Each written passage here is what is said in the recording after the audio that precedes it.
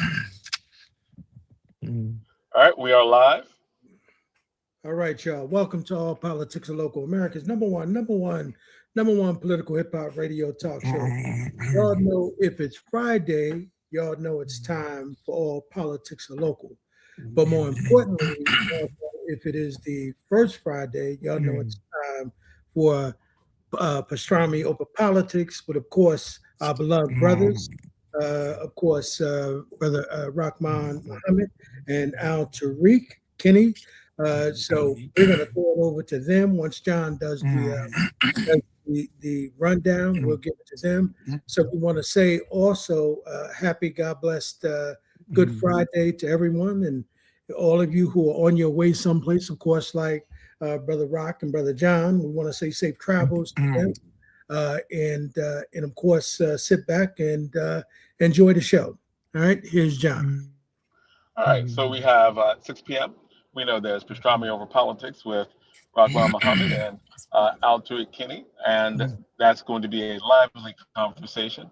At 7 o'clock, we're going to have the Newark School Board Elections team of Moving Newark Schools Forward. We're going to have all 4 candidates who are running on the slate. Hasani Council, Mark Comesañas, Quamid Childs, and Jordy Nivar. They will all be on here. And as always, with Politics are Local, all candidates are welcome. We'll hope to have most of the school board candidates on here before the school board election happens later this April. And at 7:40, we're going to have Felicia Simmons and Elorm on Casey talk about the annual Whitesboro Gala. That's really important. Whitesboro, New Jersey. A lot of people don't know about this history. It was a place where Black people came to party and vacation, and there's a lot of really good history around that. They have a ball and a gala that they do every year, and of course at 8 o'clock we're going to have a tribute to Bob Law and his legacy, the legendary radio talk show host Bob Law. So that's our that's our show for tonight, and that's what we're starting. We have a show that is planned.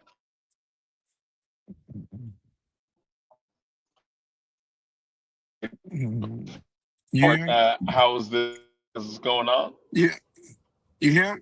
You can, Jonathan. Y'all couldn't hear you. Broken up. Yep. Yeah. We can Y'all hear hear you. me? Y'all hear me? Yeah. All right, cool. Okay. Well, as y'all can see, me and Jonathan both with our wives. So, you know what I'm saying? This conversation is probably going to get cut off at some point. But listen, man, I just wanted to let me first, man. I wanted to just give a little moment of silence to my brother, man, friend of mine, man, Al Cortino, who was killed. To be honest with you, murdered to me in that senseless car accident that occurred last Sunday. So yeah, I just wanted to give a moment of silence to him for a couple of seconds. Yeah, rest in peace to my brother, man. You know, it's crazy because I was just talking with him that Saturday in reference to the soccer match, and him wanting the truck to come down into the match, man. And then got the news that Sunday, and man, it was devastating, man. I mean, he was a really good friend of mine. You know what I'm saying? I've probably known him as long as I've known Raz Baraka, and always was a good brother. I don't know really too many enemies he's had. And man, to see the accident and how he died is just, just wasn't right, man. Brother gone way too soon, man. And God bless him and his family, man. Prayers to them. So, Jonathan, let's get in the conversation, my brother. I mean, I do want to talk about this silly season. I think it's getting sillier. You know what I'm saying? But yeah, let's get into the conversation, my brother. Yeah, he's off it. He driving, he going in and out. Yeah, he's probably freezing. So, we can talk about, whatever you want to start with, Rock. It's your show, so you can go with it. So I think Jonathan wanted to talk about the Islamophobia in this country, and I agree with him that I think that it's at an all-time high. And what's crazy about it, though, because when you look at the sister from Minnesota, I think, and I was saying this to Monica, like, I think she is probably to see the disrespect and the way she is treated in Congress, and that we don't have even Democrats. I mean, you got some Democrats that come to her defense, but I mean, I don't see a lot of white Democrats coming to Ilyan's defense as a Muslim. I mean, it is just outright Islamophobia in this country. And I think it is not just amongst Republicans, but I also think that is among some white Democrats. And to see the abuse that this woman takes on a daily basis from people who attacks her just for her being a Muslim. I mean, you look how they treated the Muslim guests that she brought to the state of the city, state of the union. I mean, it's out of hand, and I don't think that enough people is speaking up about it.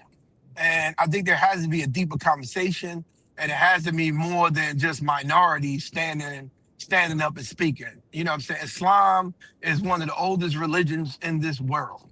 To see the abuse that Muslims take in this country, because you have certain Muslims that want to do some of the crazy things that they do. That is not what Islam is about. It's not what the majority of Muslims in the world think. And it's no different than bad Christians, bad Catholics, bad Protestants, bad whatever religion that's out there. But it just seems when it comes to Islam, we get, even like, I watch Bill Maher. Bill Maher is somebody I watch on a regular. And I watch his Islamophobia. I think he's Islamophobia. I mean, it's just like he pinned everything on being a Muslim. You know what I'm saying? Like, being a Muslim has nothing to do with these crazy folks. They individuals who have a crazy philosophy, no different than Christians and other folks of faith that had crazy philosophies. We still got crazy Christians out there that's part of the white nationalist movement. I mean, just listen to some of them.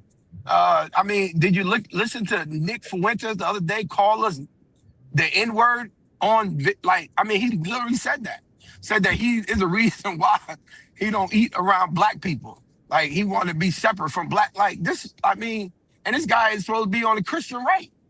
And no one's saying anything about this. But Rock, Islam in America has more to do with politics than anything else, right? Because from the perspective of white folks versus Islam with black folks, this is a conversation we have all the time, right, Brother Bashir?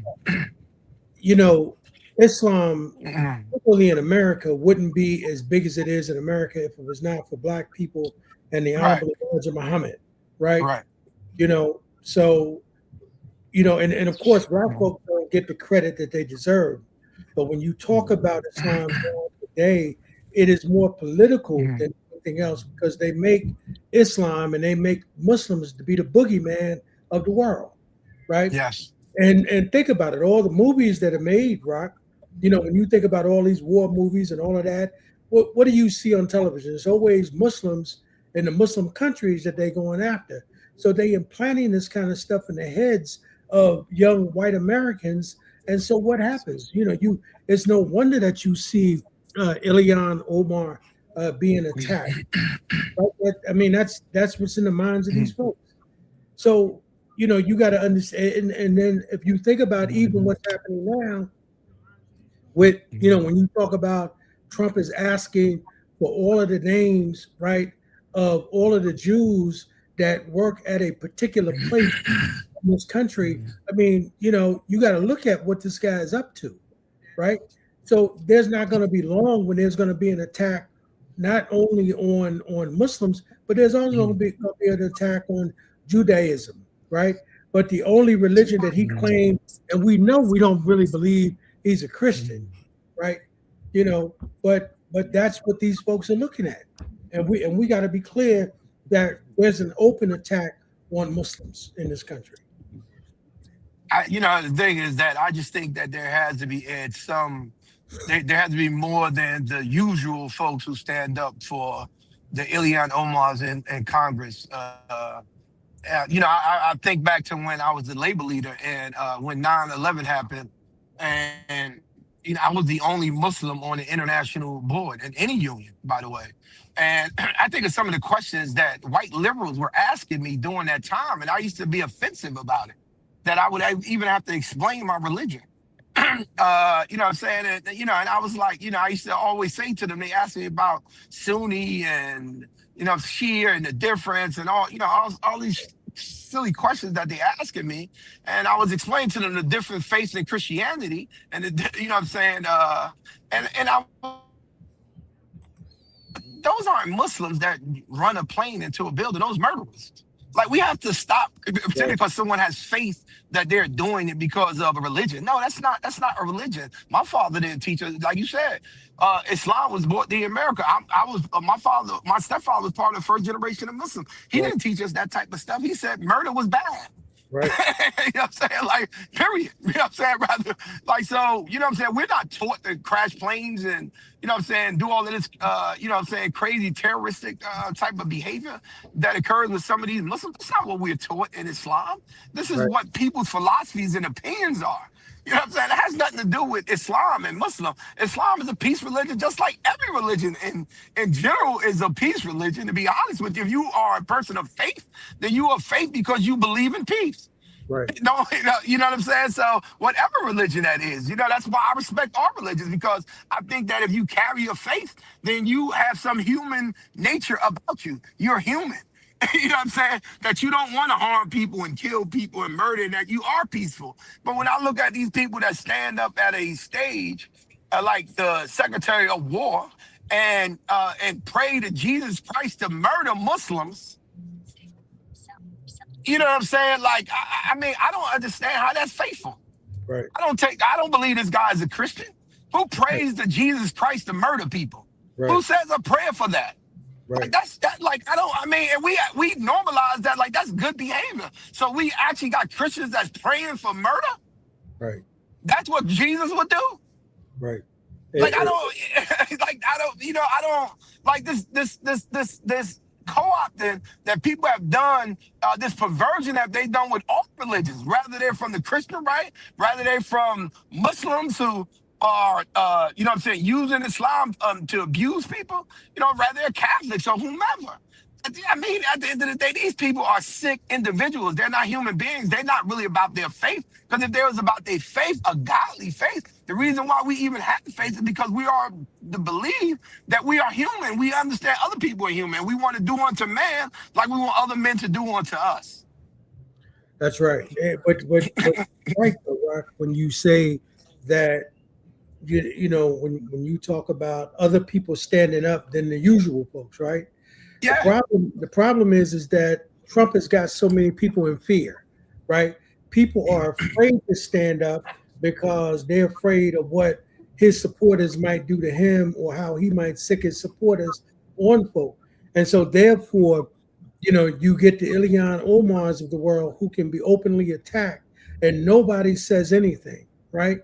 And the only people in this country, and I've heard Mayor Baraka say this, the only people in this country, right, other than the original indigenous people, the only people in this country who can really be called Americans are us and those folks. Because remember, we were not brought here and other than being brought here by force, and then the country was taken from the original folk. Everybody else here that are going against other groups of people or other religions. Remember, these folks came here with all different kinds of religions. And then some even came here without no religion. They came here as atheists, didn't believe in God at all. And we've got to say, Rock, that Islam in particular has been good for Black people. Because you know that if we go back and you talk about the first resurrection versus the second resurrection, you know that in coming in the 60s and 70s, Islam, what it looked like in Newark and New York, what it looked like total economic progress for Black people, right? We were safe, we had businesses, all of those things were working. And if it had not been for COINTELPRO and all of these different white organizations and even some Black folks, that Islam, and particularly Black Islam and Muslims, I mean, there's no way that Islam would not be the paramount religion for Black people in America. I don't disagree with you. It brought pride, you know what I'm saying, to the Black community. Even when we was on public assistance, we had our head up. And the deal was that it was always striving for self-sufficiency. That's why I look at some of these folks now who argue about government taking care of them. That's not what we was raised in. My mother didn't want to be on public assistance. You know what I'm saying? She was forced to be on public assistance because she had no choice. But my father did everything in his power. My stepfather did everything in his power to remove us from having to depend on that public assistance. He taught self-sufficiency, and it was Islam. It was Islam and the pride that you're right, Elijah and them put into Black Americans at that time to say, stand up, Black man, stand up, Black woman, go out there and feed yourself. Right. You know what I'm saying? Don't depend on this wicked government. You know what I'm saying? Go out there and defend yourself. Hold your head up high. Be Black and proud. Hey, because of Muslims being Black and proud, American Muslim, that made Christians in America be Black and proud. That's right. That's right. You know what I'm saying? That made Christians in America be Black and proud. So you're absolutely correct. Islam put something different in us. And to, you know what I'm saying, and to see the attacks and Islamophobia that happens in this country, and I'm gonna say it again, amongst white liberals too. It's not just conservatives. I don't, there's a lot of them that look us like crazy. And to be honest with you, you even got Black people. Right. I be listening to some of these I listen to some of these Black preachers, and the way they talk about Muslim. Me and my mother-in-law argue all the time about Christianity and Islam. She always tell me I'm going to hell. Man, that's not talk bad about my mother. That's just what she's taught. And me and I have to go through this every time I come to her house. Right. You know what I'm saying? But she still love me. But she think I'm going to hell. If you ask her, I'm going to hell. And I said, well, that's a lot of people going to be in hell with me. You know what I'm saying? Because, I mean, we got over 1 billion Muslims in this country. So everybody can't be wrong. Yeah, go ahead. Right, now, just two things. I just wanted to shout out some things have been happening in the chat. We just got some greetings from somebody in Iceland. Oh, what's going on? Oh, man, I've never seen Iceland. Yeah, man, that's great. And of course, that what Iceland means to these crazy people, is a whole nother conversation, which really reveals how crazy they are. Also wanted to shout out Principal Kafele, who always checks in from however far away he is from here. And just what's really, up, Principal? Just to add to Ed's point, just very briefly, there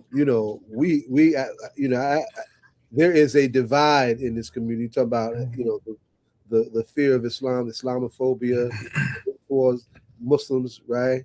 But there's an anti-Blackness issue that Muslims from other countries have that they do not express here, but they do not acknowledge the pioneering, bold, self-determining path that Muslims from the Nation of Islam created for all Muslims who are in this country now. Right? That's another conversation. Right? They're not even terribly out loud about what happens to that little sister, right? And I'm saying that little sister because she's young and she is very little. When that white man literally attacked her physically, I lost my mind. I'm saying, I'm glad I'm not in Minnesota because something gonna happen. I said the same thing. They lucky I'm not in Congress. I said the same thing because on that front. I said the same thing, brother. Yeah, but I agree with you about something though, brother. We got Arabs that's over here that won't even give you back the peace. Oh, please. You know what I'm saying? I mean, I just went through that the other day. I'm like, you know what? I'm gonna stop supporting this brother's store because every time I give him the peace, he don't even give me the peace back. Like, I don't understand that. But you got a bunch of Black Muslims coming in and supporting your store, but you ain't giving the peace back. Like, I don't know what that means. You know what I'm saying? I don't, so I agree with you, brother.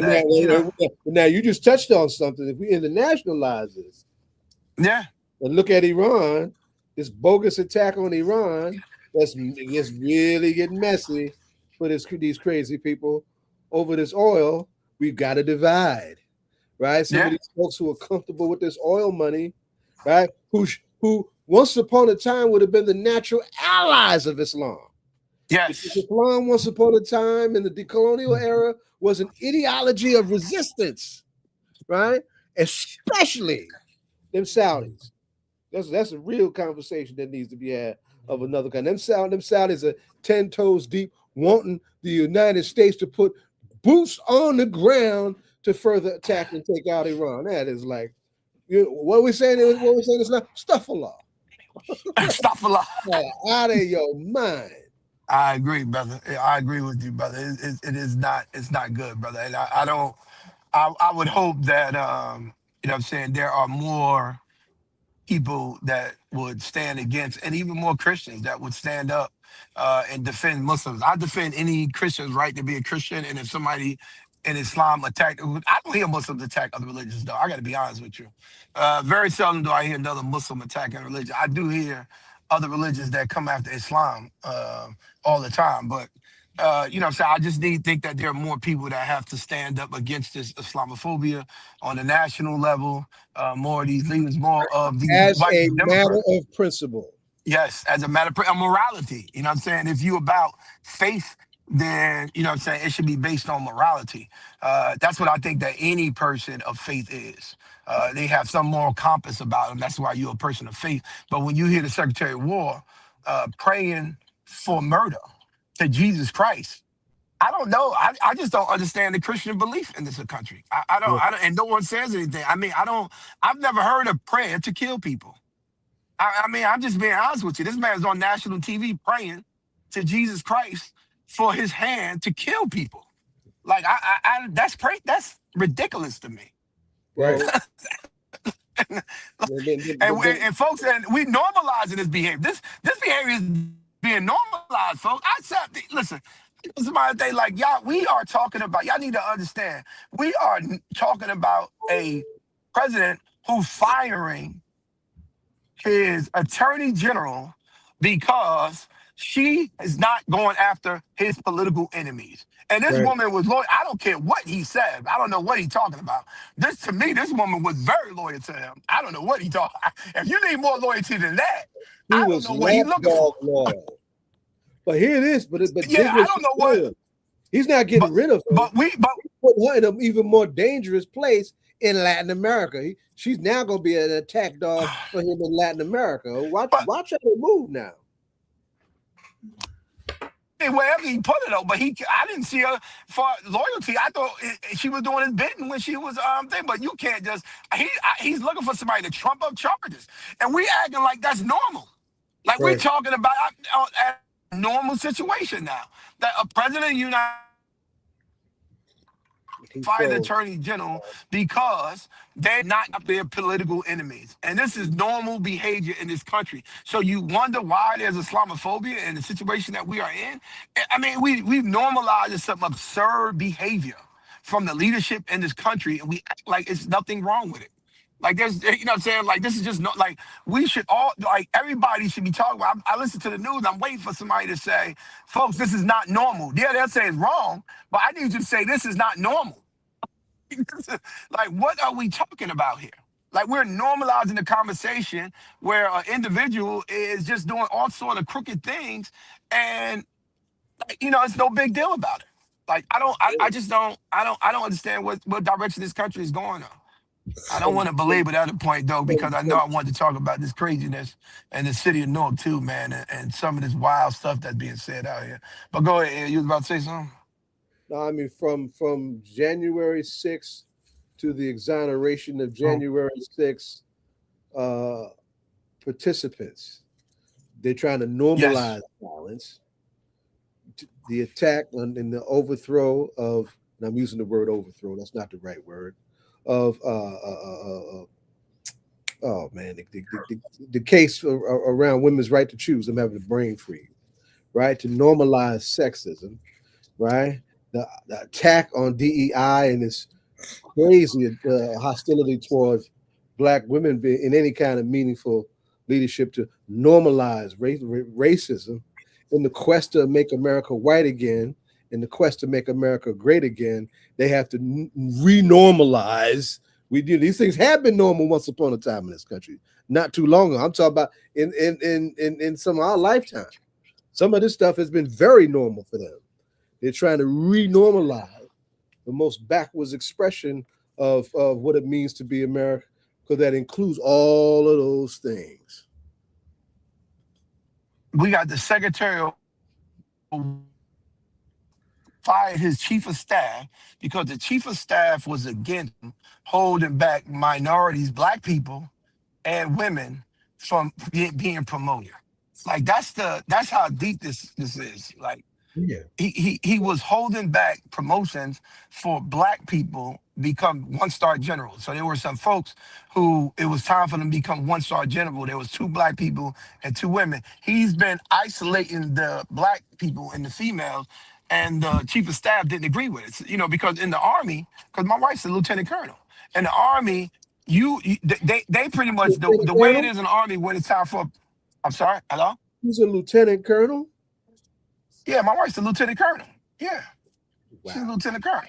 Yeah, black woman, lieutenant colonel. Oh yeah. Wow. You know what I'm saying? But the way it is, my wife will tell you that the way it is in the army, so that you don't have this nepotism when it comes to promotion. Based on what you do in the army, you automatically move to the next rank if you meet a certain criteria. So your rank is, you know what I'm saying? Unless it's general, then you can get a senator to start recommending. But when you move up in the army in general, it's based on the work that you've done. So based on your years of service, based on certain courses you take, based on you start moving up into the ranks. If you meet that criteria, you move up to the rank. That's so that the nepotism, and the promotions is taken out. But this guy is is putting nepotism back. Only white men now could be officers. Oh yeah. Like Oh he Right. yeah. want he want to go into Right. he want to go into only white men could be officers. Like Right. this is where he's at. You know what I'm saying? This way he's at. I said, how does that make how does that make anybody? How does that make anybody want to remain in the military? Especially if you're a black person. Like, I mean, you just got to think, man. If this guy was in charge when my wife was moving up in rank, she probably wouldn't be a lieutenant colonel. That's real talk. Well, it took You know what over I'm saying? 100 years to even integrate into that space. But ironically, by virtue of the impact of our struggle, that was one of the places where we saw what you're just talking about. A Right. space that had an exceptional level playing field for promotion among other spaces. A lot of people that that's a smaller process for some of us, but it's real stuff, right? But it took us a long time to get there. So, it's not an accident, I would dare say, that you would see us go backwards the way you're talking about on that front, the way we were, because ultimately these folks are also being obsessive about just having the kind of levers and weapons and of deadly force that most of the world simply does not have. They're really getting off on that. Yeah. All right, folks, man. I wanted to say something before I get off this phone in reference to this craziness that's going on in the city of Newark and the lies that are just continuously being told, or what I'm saying, folks trying to make what I'm saying, things out of something that is not. I want to first address this video that has been put out there um, by Alif Muhammad, and what I'm saying, he continuously to pretend that there is corruption in that video, and it's not. There is no corruption at all. That video, it has Right. nothing in Right. there. Hey, Rock, Yes. let's tell the folks what video we're talking about. To give you some context. Of Mary Baraka and the conversation that Ali had in his school when Mitty came to him about a vendor in the housing authority, and he was trying to talk to him about his position on the vendor. And Alif, I mean, he didn't, what I'm saying, Alif is right about his school has to have cameras, so Alif didn't intend to record the conversation. So I do want to give him, what I'm saying, people be clear about that, because folks are saying like Alif, that's not true. He has a school, and his school has cameras in it, and so because Biddy came to his school, the school recorded, the cameras recorded the conversation that was being held.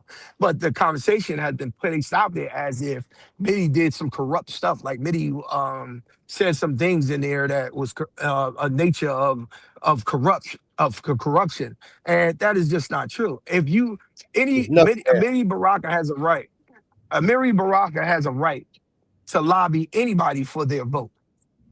That is, matter of fact, that's his job. Every single time we put an agenda on the council meeting, we're lobbying the council members to vote for what the mayor has placed on that agenda. So that there's nothing corrupt about that. It only becomes corrupt if there's something of value changed for your vote. That is the only way that it becomes corrupt. If Mitty would have been trying to exchange the vote for something of value, he did not do any of that in that conversation. And so for folks to go out there and keep pretending or trying to make it seem like, oh, the third is coming. I don't know why we keep pushing this notion of getting Black folks arrested. Like, I mean, where are we at in this city that we really want Black people to go to jail? Like, I mean, we've really gotten to that level where we're making up corruption. We're making up scenarios in our brain, or we giving our opinion about corruption and calling for Black people to be put in jail who have not committed a crime. Amiri did not commit a crime. So I don't understand why would we call for him? Why are we calling for him to be locked up for what? Because he had a conversation that you disagree with, or that you had one opinion in the conversation, he had another opinion in the conversation. Ali had made a video with Kevin Jenkins the other day, and he pulled up a law. He said that something about coercion, that Mitty coerced. No, he didn't, because you voted no. Coercion is if you actually do it. You can't turn around here and say that I coerce you into something that you did not do. I have a right to lobby you for your vote. I have a right to ask you to support something on the agenda. I have a right to do that. You don't have to do it, but I have a right to ask you to do it. So I don't understand why we pushing this narrative out there, and especially the narrative of getting us locked. Like, what are we talking about here? You know, I got a family. I'm trying to take care of my family. I'm trying to build a business for my kids. I can't leave them politics. And we talking about the FBI and going to, what are we talking about? I don't want nobody to go to jail. I don't want nobody I disagree with to go to jail, and I don't want nobody I agree with. Nobody to go to jail. I don't wish that on anybody, and I don't want to call the police on anybody. Like, why are we that level because of an election?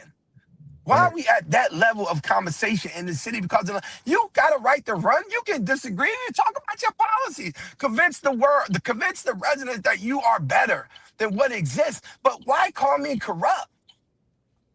They're now saying because I don't agree this corruption, because I agree that Mitty didn't do nothing, that I am now betting the Mitty. That's illegal. Me just saying that there's nothing corrupt in it, that's illegal. Like, what are we talking about? What are we talking about? Hey, so Rock, here's what we should be clear about. You know, one of the things that I think that with everybody in the city of Newark who are, you know, involved in law enforcement, and I said this to you before, when that young man had, you know, reported his conversation to the FBI. You know, one of the things is that we should be clear about it. If the Barakas had done anything wrong or had broken the law, you could believe that they would have been. They would have already moved on them. Right. Already moved on. Right. They wouldn't have let him run for governor. Right. That would have happened. So I think that the people who are listening to this chorus that they got going on, I think that the people should be smart enough and say to themselves that, you know what, that doesn't even make sense, because if any of that was true, these two brothers would have already been arrested, would have already been put out of office, and so none of that makes sense. And you got to know that they've had, ever since they've been in office over the last 12 years, you've got to know that they've had heightened visibility more so than any other elected official in this country because of their names. Right. I mean, let's just be clear. Right. Right. I've And had it's that. no shock to say that the Fed, and it's no shock to say, Ed, that the Feds is watching them. Of course the Yeah, Feds is watching them. of Their course. last name Baraka. Right, Like, oh, like who's shocked about that? The fans watch every politician that get in office. If you're gonna be a mayor or a council person, they watch every single politician. You're not excluded from the watch list once you right, become an elected official. Like, you're not right, excluded from that. Whoever's elected, the feds is watching you. I'm not right, surprised about that. I'm not shocked about that. But why are we don't have to add to it.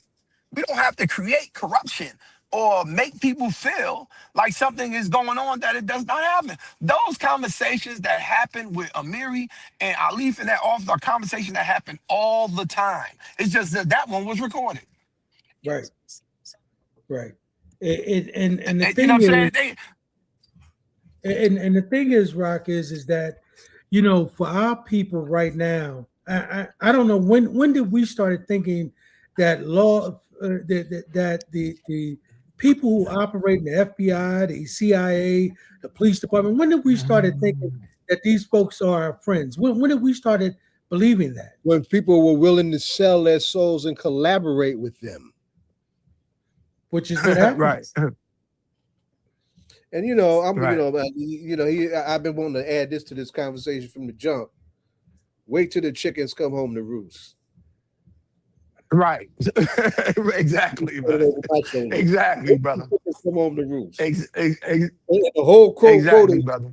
You know, chickens coming home to roost is one thing, but and being an old farm boy, chickens coming home to roost don't make me mad. They make me glad. Only makes me glad.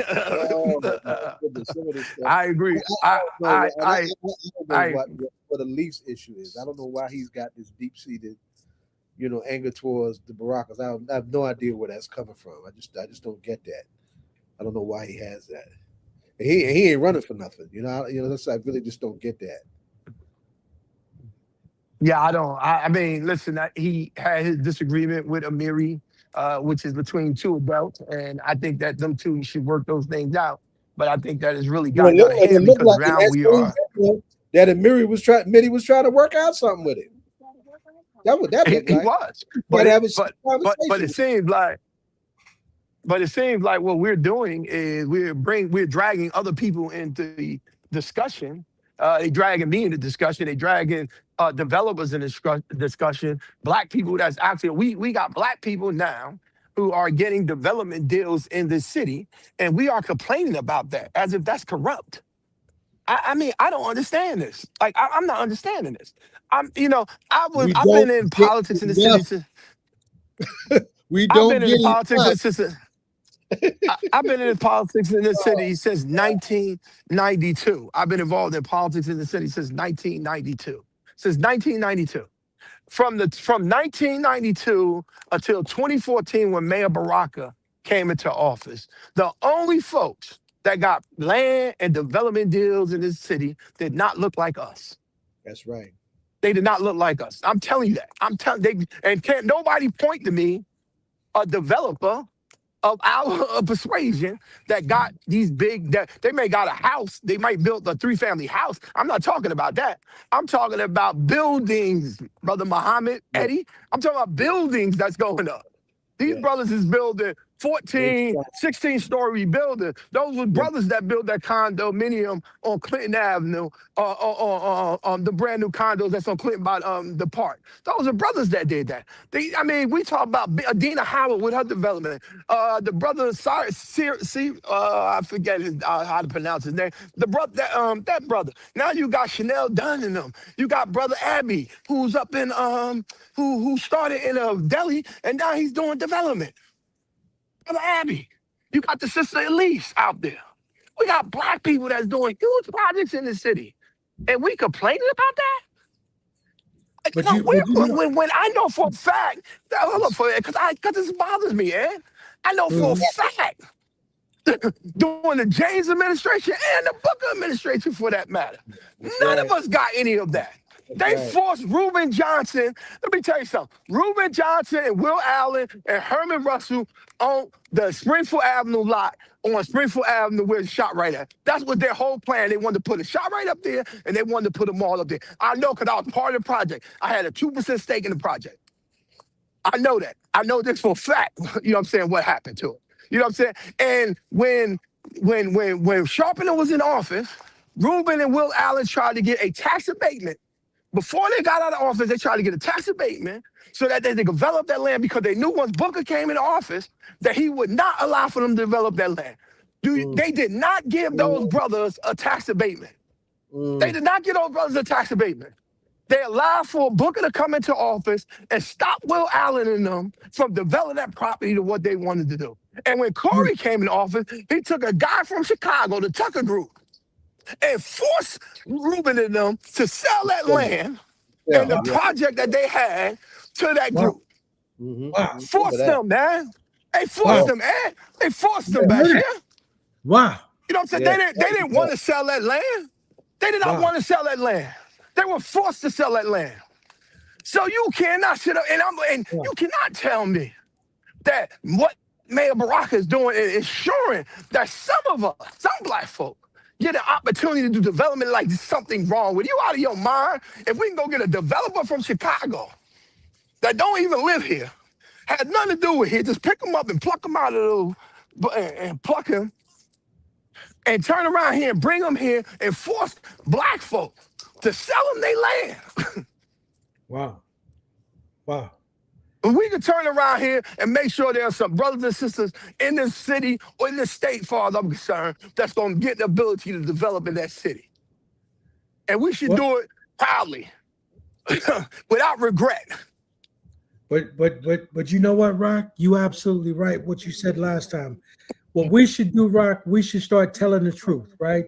So that's what we're going to do, right? So when they put out these lies, we're going to come with the truth. We're going to talk about all of the good, because the only thing that these people want to put out is that there's nothing good going on in the city, and that's not true. Exactly. Yeah, exactly. And you got some sisters. Some that own the bookstore. Another sister who had a consultant firm.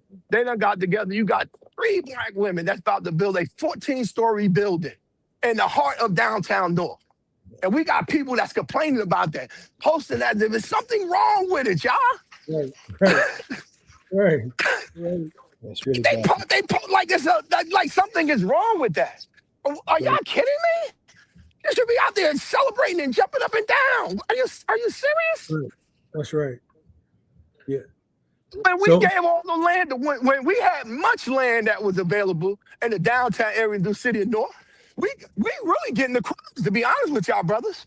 The land that's left over right now, Jacinto right now, Jacinto got most of the big empty lots that's throughout the city. The one in the West Ward, all those lots off of Avon Avenue, all of that stuff was given under the James administration. All of that stuff was sold for $4 a square feet. It's not developed. Ooh.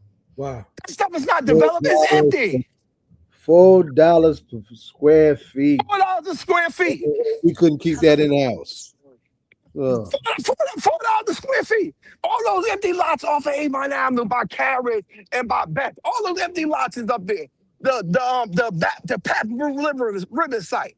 All of that stuff was sold to them. Yeah. We getting peanuts now. We getting the leftovers, and we complaining about the leftovers. Yeah. Tell it, right? Yeah. Yeah, brother. Listen, I get sick of these folks because it's like, folks, I was there. I know the history. You can't keep on trying to play with me, pretending to me that we did so much when I know for a fact that we didn't benefit from the stuff that was going on back then. Yeah, we did. The property downtown, people always say why this property wasn't developed. Well, the reason why it wasn't developed because they made the tax laws say that you only pay taxes on the property out the storefronts on the bottom. All of the property upstairs is tax abated. So there's no incentive for them to put those properties together. They're not paying taxes on it. That was done under the James administration.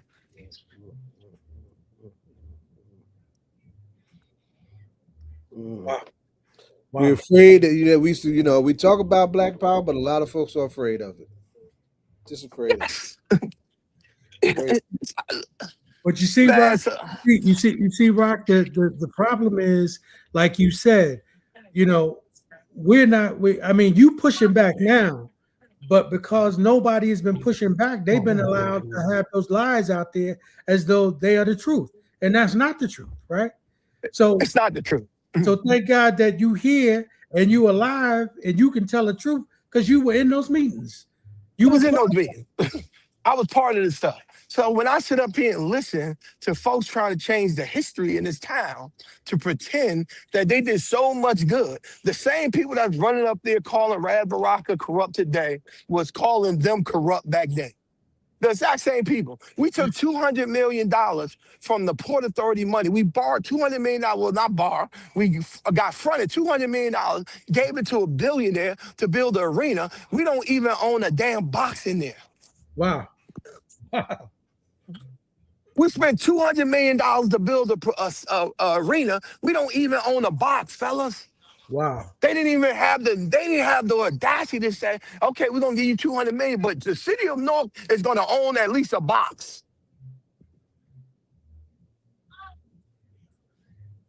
Wow. Tell it, Rock. We don't even have $200 million, fellas. $200 million that we leverage from the Port Authority money. $200 million. And we don't even have a box. We don't own a box in the Prudential Center. Make it plain. But people are going to sit up here and tell me about what happened and what they do and how the good old days and everybody worked in collaboration. Man, is y'all kidding? Right. You know how many people was fired because of politics back then? You know how many people were scared to work with people? And are y'all kidding me? The mayor doesn't do any of that stuff. I'm so sick of these people always putting that down on him. Talking about we threatening, bullying. Who's bullying? Y'all at the mic every freaking week. Who's getting bullied? Right. Just talking about who has we stopped from talking? How you being bullied? How you being intimidated? Who these individuals? I told somebody the other day, it was something about we threatening seniors, they're gonna lose their apartment. Gail got 3,000 votes in the shit you won. What senior citizen got put out because they voted for Gail Taylorville Jenga? Who's a senior citizen? Some people can say anything. That's the Islamophobia that I'm worried about. I'm worried about, I love me some Mina Bay. But go ahead. You got it. You on point. I mean, what I'm saying? It's like, what are we talking about? I sit here and I listen to some of this rhetoric. I see what's going on, man, and it's disappointing to me, brother. If you want to run, you got every right to run. Can't nobody stop you from running. God bless you. Run for office. But why do you have to bring people down to run? Right. Why do you have to do that? Why do you have to do that? Why do you have to bring somebody else down? Why do you got to make somebody corrupt? Why do you got to make somebody the devil for you to run? Why do you have to do that? Why do you have to do that? I don't demonize me because you want to run. Just run. Right. I'm not mad at you. Right. And the thing is, Rock, I haven't heard the mayor or Mitty or any one of them say don't run. I haven't heard you say that, right? Brother, I think a healthy democracy requires good debate. What we don't require is made up stories. You know what I'm saying? And I haven't heard anybody attack them the way that they're attacking this administration. I haven't heard anybody do that to them. I mean, no, we don't. We don't. Right. And we don't attack them. Right. And I think that you, Rock, have really been the only one that have started pushing back. The mayor did it a little bit, in his speech. But, for the most part, they've had free reign to just say all of the crazy stuff that they want to say. Oh, no, they've had crazy reign for a long period of time, brother. And the problem is that when you don't push back on them, some people believe that. It's no different than what people used to say. I stole $5 million from the union because people kept saying that. And folks kept saying, oh, Rock, just ignore it. Ignore it? These people out here believing I took $5 million from the union. What the heck is y'all talking about? I don't have $5 million. You think I'll be around here listening to you if I had $5 million? Because clearly I must have got away with it. It's clear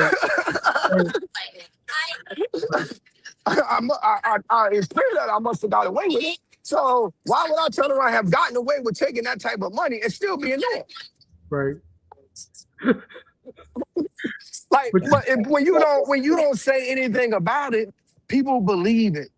Yeah. And they run with that narrative and they create you as something that you're not. And then you have to go back and try to correct it. And sometimes it'll be too late. Yeah. Yeah.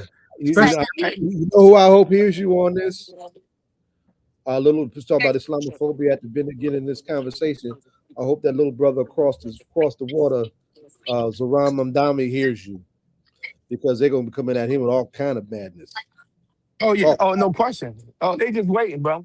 They're waiting to pound, bro. They're waiting to pound. He playing Trump playing possum right now, but he coming. They beat their behind and they want to get. They want him gone.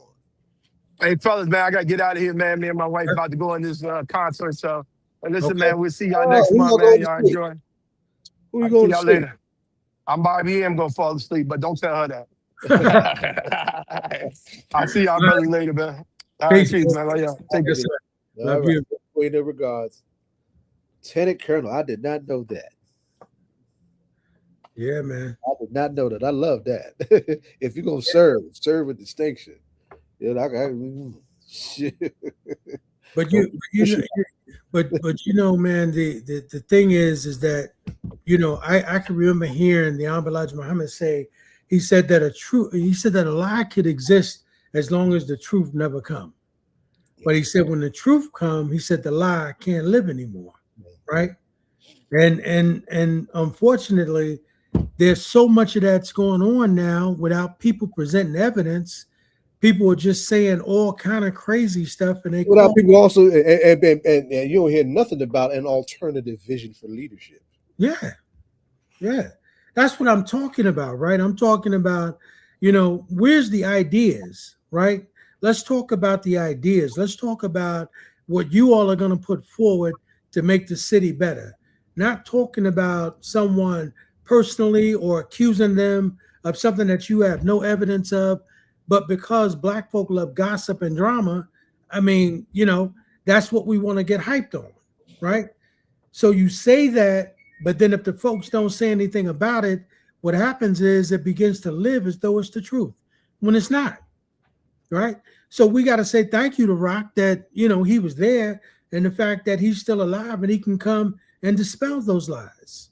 So we got to say thank you to that brother for being willing to come forward and do that and stand up on behalf of the Barackas. But you know,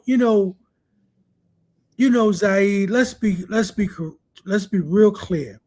You know that if them brothers have done anything illegal, they've been long locked up. They've already right. Look at what we going with Chokwe Antar. Yes, and that's bogus. Yes, but it was just enough to give him a cloud of corruption, not any proof, right? A cloud of corruption, and to come up with an alternative slate willing to run against him to displace him, right, and drain his resources, which is one of their tactics, right? So that should be instructional, right? And if they had the means or something anywhere close to that, and that is wishy-washy. I looked at that was I'm surprised it even went that far. It's just that Mississippi state climate is so intent in its backwardness and hostility that they kind of made that into something that it's not. But that's man, they would have been unlocked around. They would have parade. That would have been a parade.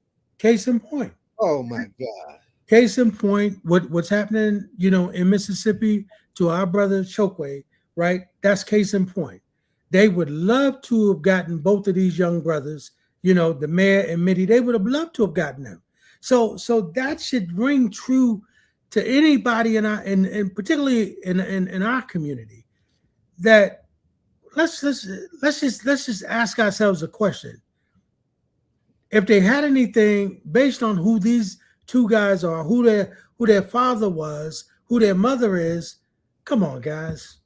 Come on, let's be serious. When they vamped on Ras at Delaney, they even had to back up off that. Absolutely. And that's why they attacked him, because they had nothing else. And that didn't stick. Yes.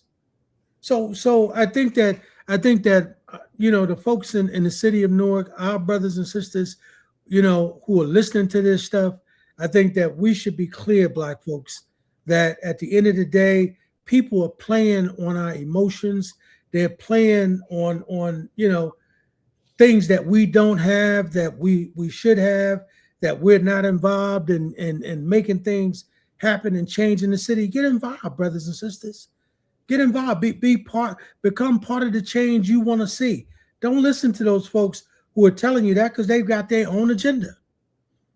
Right? And I think that we should be clear that at the end of the day, there's an old saying that if they come for me during the day, they're gonna come for you at night. Mm-hmm. And if you allow these folks that you are running to, that you are claiming they're there to help you, somehow find something on people that there's nothing to find, but you want to conjure something up, trust me, they're going to get something on you, and then they're going to hold that on you, and they're going to hold it over your head. So if I was you, I'd be very careful running to these folks that you think are going to be your savior, or you think that these folks somehow are going to hurt the Barakas or going to hurt this administration. Brothers and sisters, y'all got to think about that. There's a scripture in the Bible, Zaid, that says, before a man sit down to build a house, he should do what? Count the cost. What is it going to cost me? Do I have sufficient enough funds to build that house? Brothers and sisters, y'all should ask yourselves that. While y'all running around doing all of that, ask yourself that. Can you afford to pay the cost when this comes back to you? Well, you know what James Brown said. Pay the cost to be the boss. Yeah, that's it. That's it. So, but I would tell all of them, run your race, right? Good luck to you. Run your race. As Jonathan said, all of y'all are welcome to come on the show and talk about your ideas. In the chat, I would put a reminder in the chat. Yeah. Running for local office, this is an open platform for all candidates. Yeah. You all are welcome to come on the show and put your ideas forward. Come forward and do that. But this is not a platform to come on and dispel lies and rumors. We're not going to do that, right? But all of you have an opportunity here to come and talk about how you all are going to make the city better. And none of the people that you're running against in the administration or above you running against them. You're welcome to come and do that. And good luck to you. We wish you all luck to do that, right? But we're getting ready to segment Zaid onto the next thing and began to invite the candidates on to the show to talk about who's going to be up for next. Hey, what's up, Kalina? Hey, good evening. You just missed some fireworks with Rahaman trying to set the record straight. You know what? And I ran out. I was not paying attention to the time. I just looked up and it was 7:00. But maybe I didn't need to be a part of the fireworks. How you guys doing tonight? We're good. We're good. Good. So, Zaid, do you know who's going to be up first? I see some folks in the back. That's up to y'all. I just, I reached out to Mark because I knew he was running, and I think very highly of that young man. Mm-hmm. And Jonathan said, if you got a team, bring the whole team on. So y'all sort that out as you would in your ordinary process. In fact, this is usually what Jonathan usually just does that for us. So y'all sort that out any way you see fit. Well, I'm sure the way he normally does it, he would give each candidate, some time. I don't know, 15 minutes, to sort of talk about their candidacy. Yes. Do you know who's up first, Kalina? No, I don't. Okay. So I'm just gonna go in order. I mean, we're gonna give everybody some time to sort of come up and talk about their campaign. So let's go first with this gentleman, and and let's see if we can. I see him in the back. I can't. He's trying to get. He's probably. It looked like he's having some connection issues. He's trying to get on. Yeah. Let's try this one. Okay. There's Mark. Mark is ready. Hey, Mark. Good evening. How you doing, Kalina? How you doing, Baba? How you doing, Mr. All right, Riley? Tell Good tell the rest of your mates if they're having issues, change their browsers and and see if that'll help them. Sure. I think Quamid told me he's on. I think that's who was trying to join there, and Hasani should be jumping on. He's saying he's having an issue with his camera and mic. And you can feel free to ask. Yeah, there it goes, Hasani. I see him, but okay. Hasani just popped in. All right. Ooh, what's going on? Ooh, popped in loud. Hey, Hasani, how you doing? I'm good. How are you? Good to see you. All right, so ooh, baby. Ooh. We got the for some reason your other Slate member is having trouble with his camera. We can't get him in. Can y'all hear me? We can hear you. You may need to go in and come back out. All right. Yeah. So let me say first, welcome to All Politics Are Local. And aside from being school board candidates, these are three awesome brothers who have done a lot of work in our community, who I highly respect. So when I saw you on the list, I definitely wanted to be a part of hearing from you and seeing what you have to say. I am familiar with your work, but there's a lot of people that have to vote for you to win this election. So, I don't know how this is typically done, but just wanted to 15 minutes each. Okay, 15 minutes each, and they're just gonna go straight through. Yes. Well, all right. I would say since you give them each some time to sort of talk about their platform, but since they're all running on the same slate, once they do that, they can sort of indulge in a conversation together. Right. All right. All right. So, Mark, you were first on the call. Let the people know who you are. Sure. Again, thank you just for the opportunity to be on. This is, I think, maybe my third time on. First time, however, as a candidate for school board. I'm a son of this city. My family's been here for 4 generations, if you include my children, and am an educator. Been an educator since I was 15 years old, and my father, who is a pastor in this city, told me, you're teaching Sunday school because we need someone to teach the little kids. And was my first kind of introduction, if you will, to teaching. And I fell in love and have been teaching ever since. I went to Newark Public Schools, K-8, was a student at St. Benedict's, graduated from St. Benedict's, and then went to Rutgers Newark for college, and then started teaching. Was teaching in the North Ward in middle school, teaching literacy to mostly 7th grade students, although I did some 6th grades, a couple years in 6th grade. And so I was a teacher for almost a decade. I also taught some high school, mostly in the summer. And then after teaching for almost a decade, I was able to graduate from Montclair State University with my master's in educational leadership, and was a supervisor and then a principal in the district of what was then called Uplift Academy, an alternative education school for 16 to 21-year-olds who had disconnected from school for any number of reasons. And we were really working to re-engage them in a pathway towards a high school diploma and workforce credentialing. And after being the principal of Uplift Academy for about 4 or 5 years, as I get older, the years start to get a little more blurry. I was able to be part of the founding team of Lead Charter School, which is an alternative education charter school serving the same demographic that I was serving when I was at the district. Again, 16 to 21-year-olds, young people who in this case had very limited options or choices of schools they could go to because they were overaged and undercredited. And so I was able to serve in that role as the head of school for Lead for again about another 4 or 5 years. And then I transitioned into leading the My Brother's Keeper work here in the city of Newark, which sits as an initiative of the Newark Opportunity Youth Network.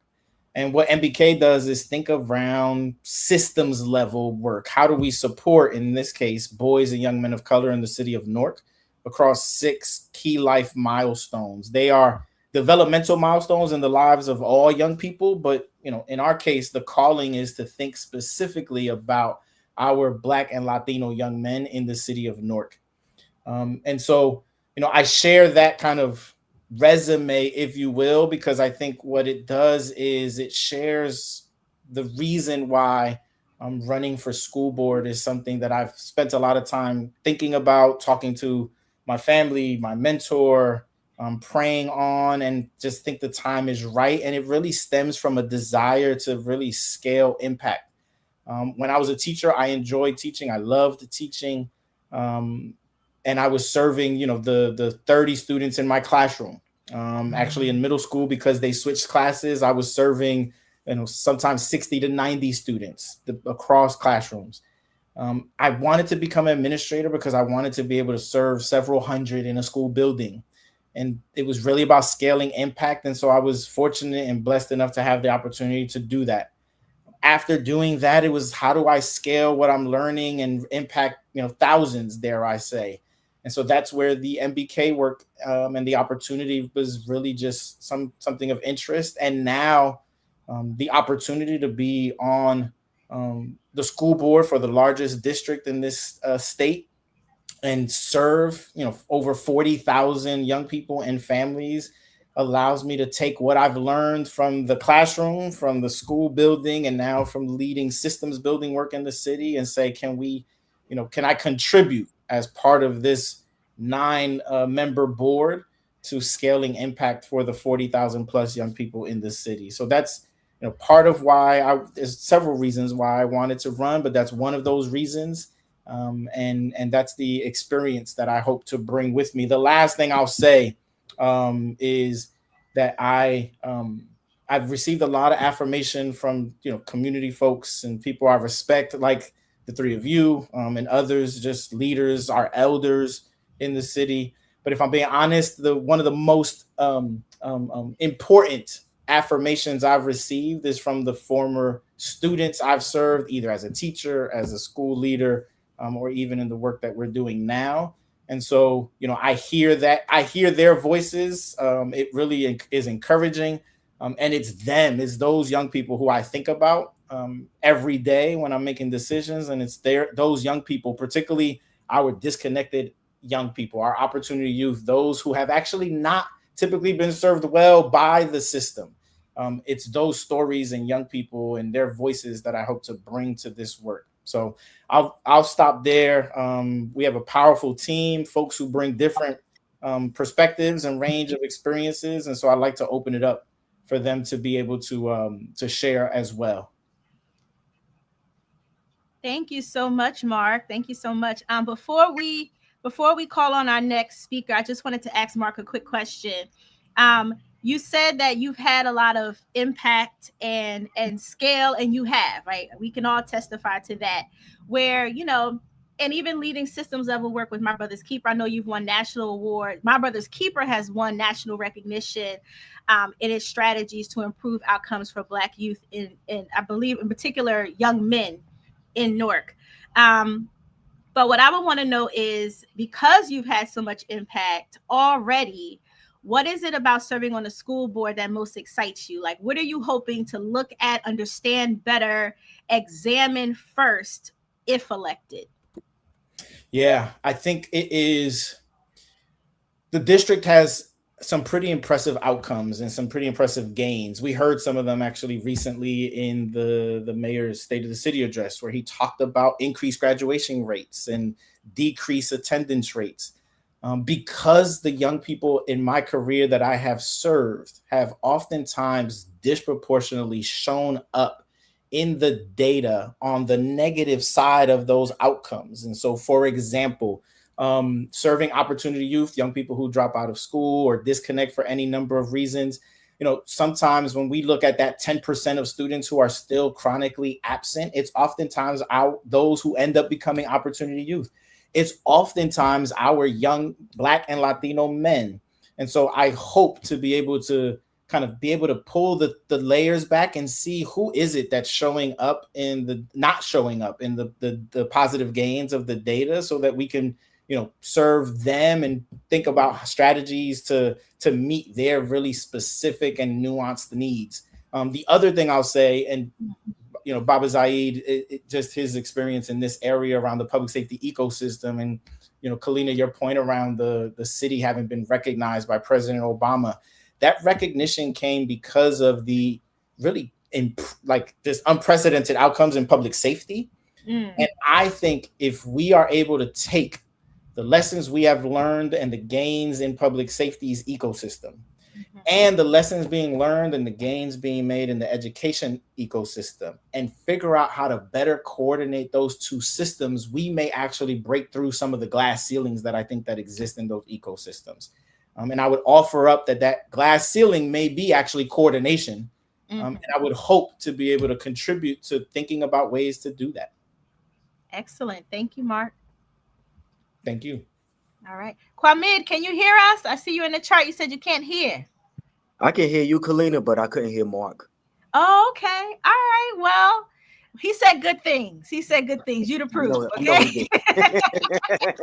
So Quamid, I think I've known you the longest out of all the candidates. Yes. And I don't, you know, we'll want you to introduce yourself just as Mark did, and tell us about who you are and your varied work in Newark and in Essex County. So let the people know who you are.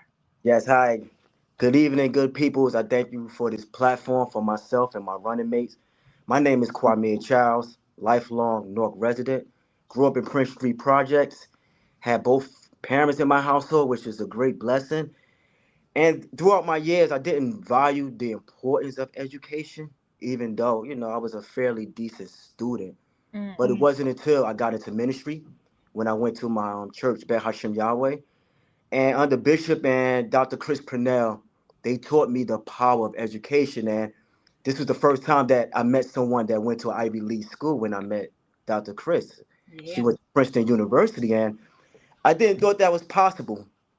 Growing in the area that I grew up in, you know, city of Newark, Prince Street, never thought that someone can go to a Harvard, to a Princeton, to a Yale. But meeting someone, and it's just, I can speak with you and ask you, how did you get to this level? So being in that type of environment, they taught me the power of education, the importance of education, and how education can not only make myself successful, but it can make my family successful, it can make my community successful, and it can make the world through my contribution. Been in ministry for 24 years, ordained minister at my church, and being in ministry, we value that we are world changers. And in being a world changer, I did missionary work. I went to Kenya, I went to South Africa, and I built up the ministries that were laid by the foundation of Bishop. I trained up the youth that were there and trained up the leaders in Kenya and South Africa. And just that experience was eye-opening to me, being a kid from Prince Street Projects, and here I am in Africa. But seeing the children in Africa receive a quality education where they speak well, they write well, they understand math, and here in America, we have all these resources and they are limited with what they have. But to see them excel, that caught a fire in me. And I remember I met someone named Brenda Scott. Oh, yeah. Home from Essex County College. And she said, hey, you go to Bet Hashem Yahweh Church, and me and her were talking. And she said, you need to hook up with a good friend of mine, Junius Williams, with Active Leadership Institute. Yeah. So I said, all right, cool. And this is a full circle moment. She got me in contact with Kalina. And she said they had this educational advocacy classes on Saturday. So I went there. First person that I met was Kalina. And then I met Mr. Junius Williams. And this was in 2010. And I just got that hunger to be that community advocate for education in our community. And under Mr. Junius Williams, he just taught me so much about the value of education, policy, and vote, the power of vote. And we have the lowest turnout, but we have the highest budget in the city. And this is concerning our education. This is concerning our children. Absolutely. So throughout the years, did mentorship work, always have a love for children, always want to inspire children. Always, I want to deposit something within them where when I leave their presence, they leaving motivated, they leaving inspired, they leaving ready to change the world and to be greater than they were before I met them. So I did mentorship work in the Essex County Youth Detention, and I also formed a mentorship with some good friends of mine in Elizabeth called Sons of Someone. Through then, an employee at the Essex County Register's office. I am the purchaser there. And from there, just got involved in politics, became a district leader in the North Ward, became a part of the North Ward Democratic Committee, where I increased my engagement throughout North and throughout Essex County with my work in the ministry, going around in Essex County, engaging the youth, and just, engaging the adults and just informing them on policies and informing them of our needs of the community. But it's just being a district leader, hearing the community, going from door to door in my district, asking the residents, what are your concerns? And just hearing their problems, knowing that, I can help you solve it. Like, I'm a problem solver. I want to help. Even if I can't help, I would try to find a way. But I'm just a man of my community, a man of my people, and I just love doing the work. Thank you so much, Kwame, and thank you for the love to Abbott Leadership Institute. And so just listening to you talk about your journey from Bet Hashem Yahweh through ALI, probably one of our highest certificate holders to date, and just also in your role as a district leader, a lot of the things had a similar narrative: mentorship, access to excellence, world travel. So from that perspective, what is something that you're most excited about to examine or address in education in Newark if elected to the school board? One of my most things is changing our mindset with our children to the mindset of that you could do anything that you believe. My biggest havoc is financial literacy and STEM. And I recently got married last year, and my wife has an 8-year-old son, which I consider my son. And I don't have any children of my own. So spending a lot of time with my son, Corey, I'm just seeing his habits, the way he studies, the way he learns, but the games that he plays. And I'm seeing him play Roblox one day. And I had to tell him, like, you're capable of building a system like this. You have the smarts, you have the excellence, and you can do this. Like, you can build a technology platform where your friends can play on this platform. But then I also had to tell him that, do you also know that Roblox is on the New York Stock Exchange for publicly traded company? So just changing his mind, just the way that he thinks. And I believe that we should implement more financial literacy, if not in our classroom, but we should develop community hubs where we partner with local businesses, we partner with financial institutions where we could bring this to our children, where they can learn about the stock market, they can learn about budgeting, they can learn about investing. I just got into investing during the pandemic, and it's like, I wish I knew this type of knowledge years ago. And with this, we can create generational wealth. But just speaking to my son about it, it's like a light bulb went off in him where he wanted to know more.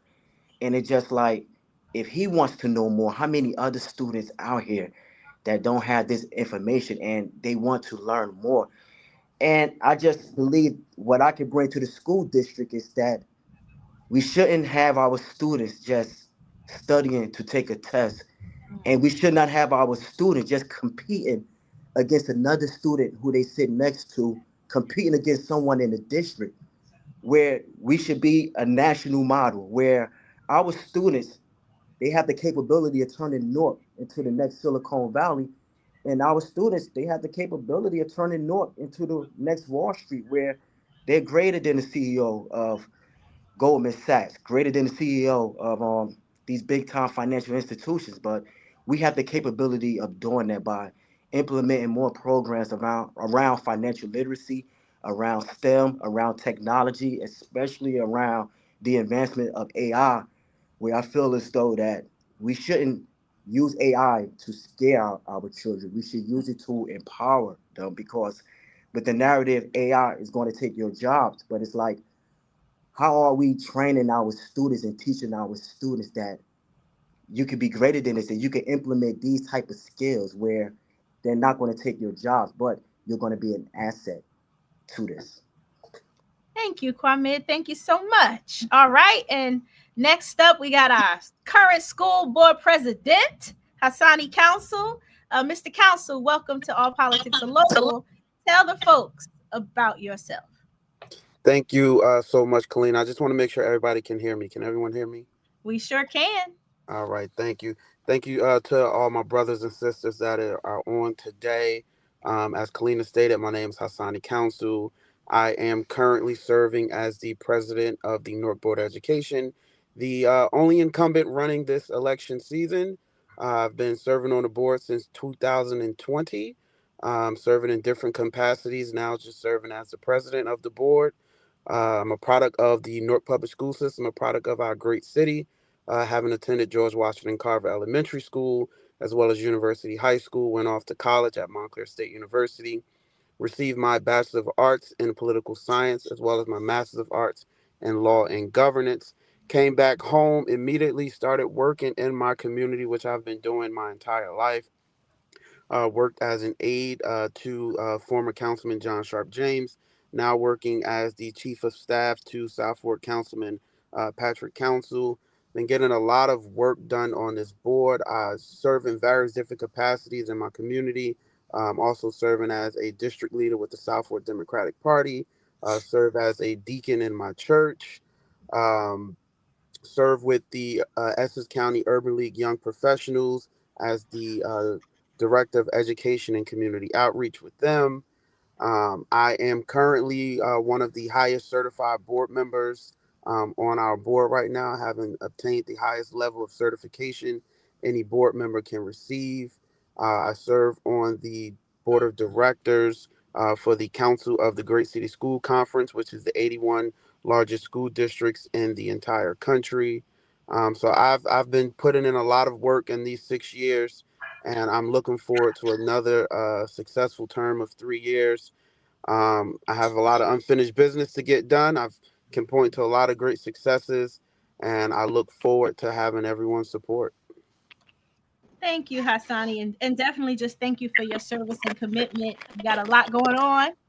So to be dedicated to our children, we appreciate that. So my follow-up question for you is, it's been 6 years on the board so far. What is something that you're most proud of? If you could pick one thing that you've done for the children of Newark Public Schools, what is the one thing that you've championed or led that you really are proud of? Thank you for that, Kalina. I'm just trying to think of the one thing. I have been instrumental in making sure that our facility par and sure that they are being taken care of, upgrading our fields and stadiums. I think I went out. I think we have some trouble with your camera. We can hear. And I can understand that because I just got service just now. Been traveling through Georgia. Oh, Can you hear me? And so there are certain parts of rural Georgia where the service was not as good. And I realized that Verizon has its limitations when it comes. Verizon used to be the best one, not quite so much anymore. Glad my wife has much better service than I do, and can jump back on. Yay for AT&T.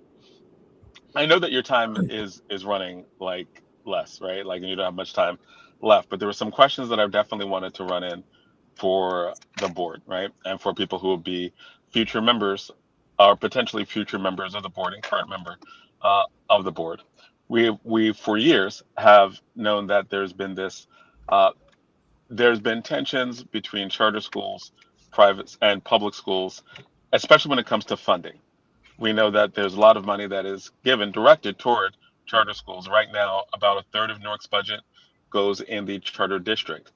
There has been recently new charter expansions in Newark. And we know that the leadership of the district is pretty much opposing that, right? As members of the board, if you have a say, and it seems like there's Jonathan, hold on for a second. I don't think we gave Jody. Is that Jody? Is that your name, Jody? Not. I don't think we gave him an opportunity to introduce himself. Introduce himself. All right, Yeah. with the biography, because I have not been. I've been in and out, listening to some things and not hearing others. But biography, introduce yourself. Hello? Can he hear us? Jordy? Jordy, can you hear us? We can't Can hear you hear him. me? He probably can't even hear us. Can you hear me? I can hear you, Jonathan. I don't think he can hear us. Yeah, I don't think he can hear us. Okay. If someone can just text him and just let him know that he probably should go out and then come back in again. I know that the depending on where we are right now, the different cell services is telling. So for the people who are here, right? What is, if you had the ability, which it seems like the state is looking for local leadership to take a stand or weigh in, to write letters, etc., to support particular charter school expansion or not. Given that Newark is now considered a high-performing district, they are actively opening new schools. Do you think it is appropriate to endorse new charters inside of Newark? And this could be this is to all the candidates.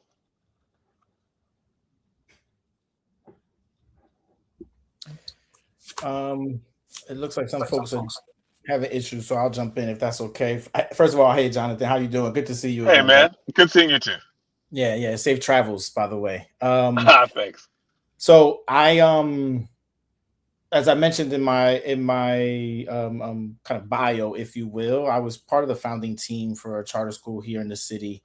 It was a pretty unique charter school in that we were looking to serve a specific demographic that, quite frankly, doesn't really have much of another option if they're looking for a traditional high school diploma and their workforce credentialing. Again, these are young people who are over age and undercredited and are between the ages of 16 and 21. And so I think there's I would argue that we are providing a viable pathway for a particular demographic that really has very few options. I think that's something that should be considered if we're talking about how do we provide more high quality options to young people who maybe are not receiving, and families who are not receiving the services that they need. So that's one. And I think that, like, with the charter school that you were involved in was, I believe it was a workforce charter school that did community work that people just didn't do, right? The most recent charters that were expanded in Newark, I believe one was North Star, and so like we're talking about not necessarily those who were serving the charter school that you developed, people who had dropped out, people who were people who had to be caught, right? That actually helped the district.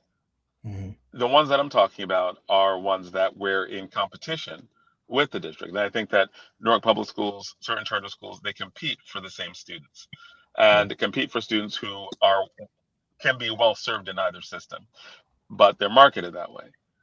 I'm really pushing more toward those, like the recent charter expansion of North Star or others. Are those the schools that you would support expanding charter? I mean, expanding North Star. Are those schools that would get, yes, we need more of them? Yeah, I mean, so pivoting to that specific strategy of those types of charters, if you will,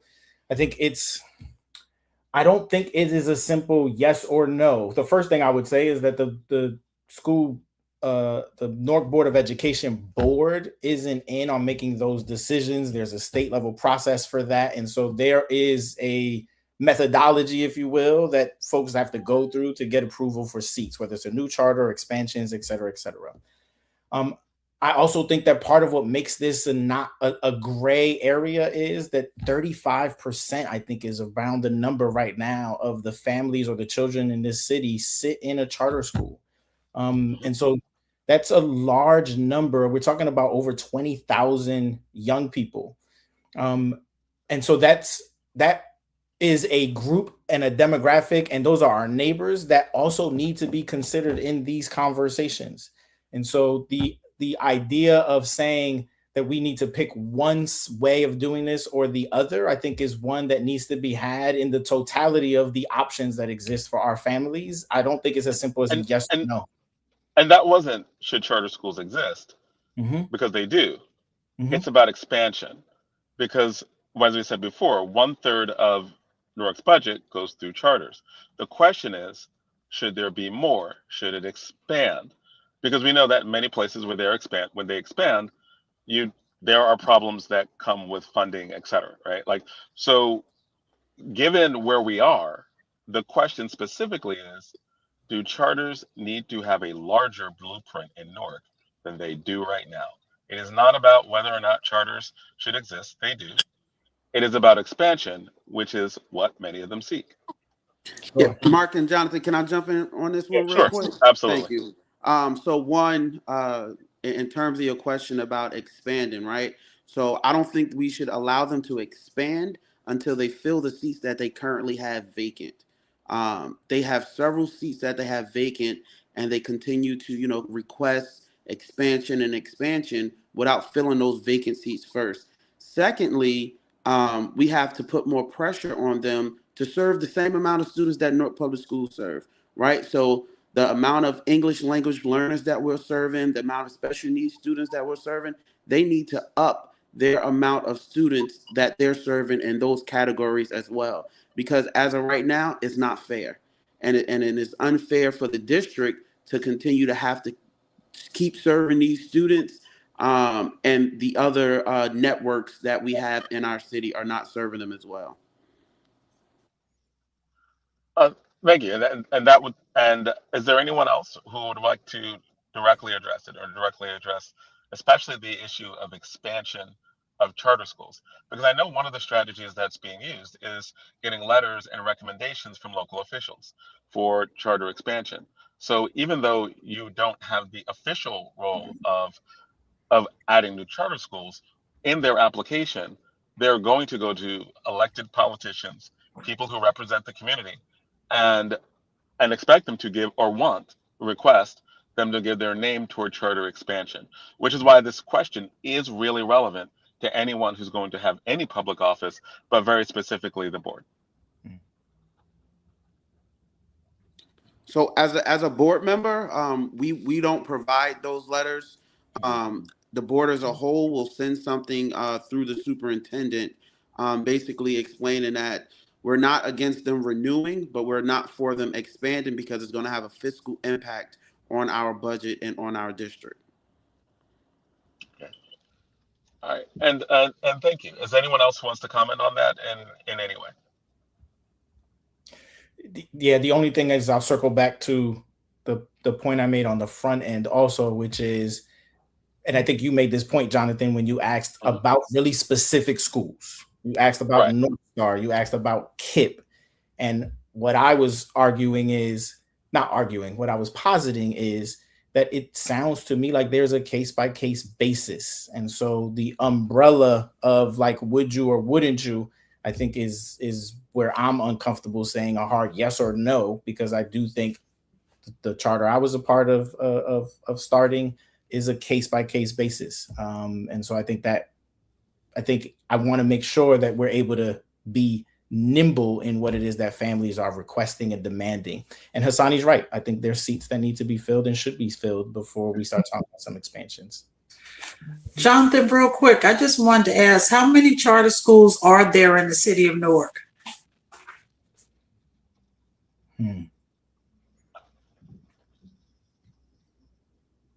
Wow, Donna's always with these gotcha questions. Like everybody, I'm stumped. I don't know how many. I know the percentage of money that, like, it's about a third of Newark of the money that goes to the Newark Public Schools goes to charters, which is why it's become a big issue. But that's an excellent question, and also because all of us are stumped by it. I guess that's also a thing too, right? Like, I don't want to make it like the stumping of the candidates with this question, because it's a legit But question, be honest but about it's it. That's also true. legit. We don't know the exact numbers. It's true too, right? Yeah. Yeah, I don't know the exact number off the top of my head, but I do believe it is a little bit over 20 charter schools. Okay. I just want to ask a question because I know, thank you, Jonathan, for asking about what essentially is pulling resources from Newark Board of Education at a time when state and federal resources are struggling. Under the Trump administration, we've seen a lot of cuts to programs, to initiatives that have been able to make up some of the gap of what public education provides, such as TRIO programs, after school programming. So many different initiatives that are in partnership with the board are impacted by federal budget cuts. And then we have a deficit at the state level that is going to impact funding distribution. So I think the voters really want to know what the people that they elect are going to do for children. That's what I know as a parent. I want to know. I want to know, what are you going to champion, improve upon, and do for children? So if you could identify an area of the budget resources for children in our district that you feel need more attention, more funding, better use of allocated funds, what would that area be? And I would love to hear from each of you. I have my own ideas if I was on the board where I would advocate for more resources. So where would you put more resources, and what would that create as an improvement for servicing young people in the city? Yeah.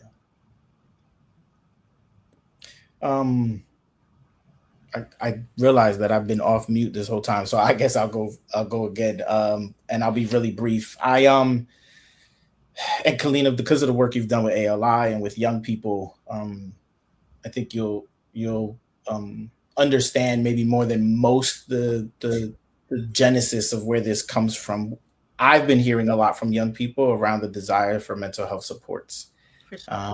And so that is something that I think we need to pay attention to. We need to listen to. We need to evaluate all of the supports that exist and make sure that young people are clear that these supports exist. And if some of them need to be improved upon, kind of get that feedback and hear from young people. But when I hear it happen so often in different meetings, in different conversations from different young people in different groups across the city, it makes me say it's something that we need to ask more questions about and partner with them on to see, how do we renew our efforts in that area? So that's one of the first ones that comes to mind. Thank you, Mark. Hasani? Yeah, thank you, Mark, for that. And I totally agree with Mark. What most folks don't know, some of our mental health funds from the federal government was cut, and we had to fill that gap with a lot of our general budget. But one thing I think we all should continue to focus on is our student outcomes and making sure that our students are performing at the level they should be performing at. So with that being, investing and higher dosage tutoring, investing in our curriculum, investing in our books, creating different pipelines, which we've been doing, and also just upgrading our facilities. Our facilities play a major part in the educational system of our students. You may have a student that may go into one school building and it's too hot or it's too cold. But that's because our facilities are aging and we're trying to do our best in keeping them up. And we're spending a lot of money, trying to make sure that our buildings stay up to code, they stay in shape for our students to fit in. But I really do believe at this time, the state of New Jersey definitely has to, figure out how they can step in to help upgrade a lot of these buildings, build our new schools that they promised us years ago that they have not done yet, right? So that's why our district, have been taking the task of trying to figure out how can we find different ways and resources to give our students what they deserve, a building of high quality, a building that they can walk in and feel comfortable being in, that they can learn, creating that environment for them. So that's a lot of the work that I've been trying to push, for these 6 years that I've been on the board. Yeah, Hasani, I can definitely second that. We do a lot of programming for Newark Youth Career Pathways and Eagle Academy and in University High School, 2 schools in the South Ward. And the work that they're doing in those schools for young people, those students deserve better buildings. And I know we've been hearing a lot about development in the city and other wards, but I am going to personally plead that if elected to the board, if re-elected to the board, that we look at our South Ward schools. Principal Janique Hamilton at University is doing a tremendous work. Principal Moran at Eagle doing tremendous work. They need new buildings, so let's add them to the list. Yeah, and actually, absolutely with that, Kalina, right? Actually, so just for this actually leads to the next question I was going to ask, right? Because you're talking about facilities, and there's like a 10-year strategic plan that a lot of people have been getting a lot of flack for, because they say, why are you building new buildings when we have these other buildings? Why are you like? There are a lot of questions. You see this in the media, etc. So given that there is a strategic plan that is supposed to deal with building new buildings and creating new buildings, right? And taking the existing buildings that we have and refurbishing them and redoing them, and a lot with those renovations. Given the controversies that we've seen with new school buildings that are going to cost a lot of money, the recent controversies with the building being built in Newark, in that church that's being renovated. There's also controversies about like building more schools in the South Ward. Given and Hasani, you're actually on the council. I mean, you've been on the council. Where is the strategic plan when it comes to building new buildings all over the city, including the South Ward, and renovating them? Are we headed in that right direction? What's going on with the plan as it exists right now? Thank you for that. So, one, what most folks don't know and probably don't understand is that because we are an Abbott district, we can't build our own school buildings. We have to rely and wait on the state of New Jersey through the School Development Authority to build us any type of new buildings. The only way we can get any new buildings is going through a private-public partnership and leasing that building with an option to buy at the end of that lease. So in terms of like the renovations and stuff, we get grant funds. We take a lot of our money that we save throughout the year through our capital improvement fund and other funds that we have to try to take that money to push back into the other school buildings to help with just, some simple, a boiler or an HVAC unit. So I know we just got a grant that we just voted on from the School Development Authority.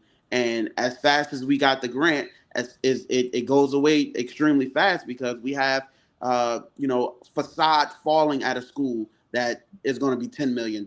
We have, other issues at other schools.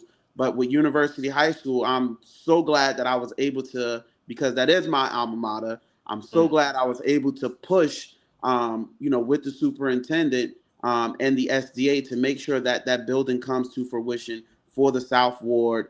They've been doing a lot of planning and designing. They were pushing the planning out long. We sped them up. We've been working with the city as well to, close off some streets. We are now in like the final design stages because I sit on a committee and designing the school. We're in the final design stages. We're now there at the capability of putting that design out to bid and have somebody bid on it so the school can be built. But there was controversy around that. People were upset. Well, why is University getting a new school? Why is the South Ward getting a new school? Why is it going to cost this much? Why are we using taxpayer dollars to build new school? Because our students deserve it, right? Enough is enough with our students being in lackluster buildings. They deserve the same high quality school system and same high quality buildings as any other school district in this state. And I'm tired of people, looking down on our students and our school system and not thinking that we deserve the best. And I'm going to do everything that I can do while I'm on this board to make sure that our students get the best. Thank you, Hasani. So I just want to note, because I don't think it's been said, that the school board election is April 21st in Newark. And I believe, how many candidates can folks vote for? It must be 4. You can vote for 4. So we have the 3 regular 3-term, and then we have 1 for the unexpired term. Me, Mark, and Quamid are running for the 3-year term, and Jordy Nivar is running for the unexpired term. Got it. All right. So April 21st, everyone. I also want to make note that young people 16 and 17 can also vote in the school board elections. They are, as of last year, eligible to vote. However, they must be registered in order to vote. Last year, I think 1,700 young people registered, but only 75 actually came out. And most of them were from probably YMS and the Gym Project. So we are working this year to better develop our voter outreach activities for young people. And so my last question, I know Jonathan has more questions, so I'll be quiet. I just want to know how y'all trying to reach the young people. So before you leave, when you at the end of Jonathan's next question, tell me, how are you planning to get the 16 and 17-year-old vote, which, as Mark said, is the hardest vote to get? So I'll turn it over to Jonathan. No, you can actually ask that question now, because I threw in the questions because I knew we were reaching the end of the segment, and I'd missed half of the segment. I knew they were giving their biographies, but I wanted to get those questions in for charter expansion, because I know that's a national issue, and I don't think we talk about the private-public competition as it actually is. And so I just wanted to see what people thought about that.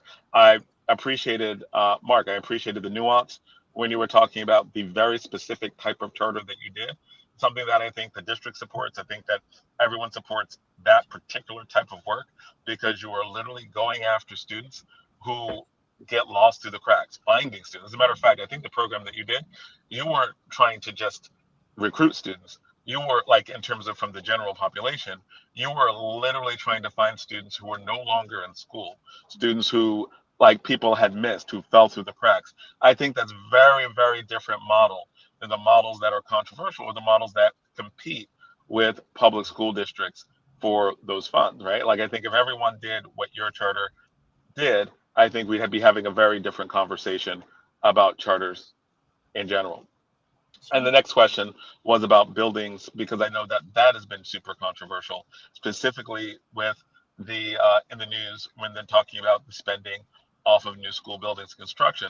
So I wanted to have all of you comment on building and spending as well. So those were my 2 questions. The question about how are you targeting youth voters, I think is legit. Please, I'd love to hear that. And I know that we have to go to the end of this segment.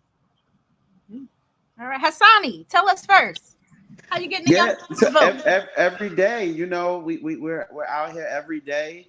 We're going to try to attend as many events that we can. We are working to register as much as we can. That deadline has passed. I know we've worked with the mayor's office as well to register folks.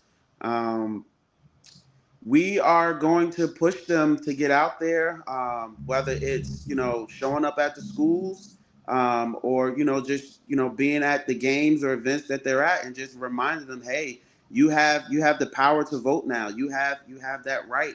And, you should use the right that was given to you to vote. All right. Thank you, Hasani. Let me ask you guys a question. And this is to you, Hasani. Is there a way, because there's always been this conversation about, when elections come around, to sort of make it like a holiday, right? So that folks don't have any, drawbacks or complaints about, oh, I was busy, I couldn't get off, I couldn't do this to go out and vote. Is there any conversation about maybe giving the students, if not the day off, a half a day, so that they may be able to go out and vote? Or can they vote in their schools? The thing was, would they be able to vote inside their schools? Has that been suggested? And Kalina, you might know about this as well, so this is for everyone. Has there been an effort to have students be able to vote within their schools itself? Every school a potential polling place, and the kids who are registered can vote in the actual school that they attend? Yeah, I know it was suggested, and And some of that stuff falls with the county and the state of New Jersey. With polling places being at the schools, some schools are polling locations in different elections. I just think in terms of it being a holiday, that's something that can be thought of. We would just have to figure out what day to take away to add that day, because we are mandated to have like 180 days of school. So, all of these different like state laws that play into part, even with us like trying to go into the school buildings, right?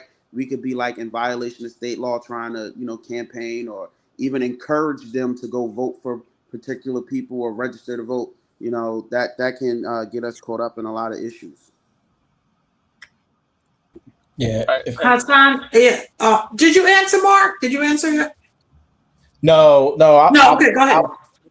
I'll be really quick. I think one, to Kalina, your question, I've been leveraging young people, quite frankly, that I interact with, even my own sons. I have a 17 and a 21-year-old.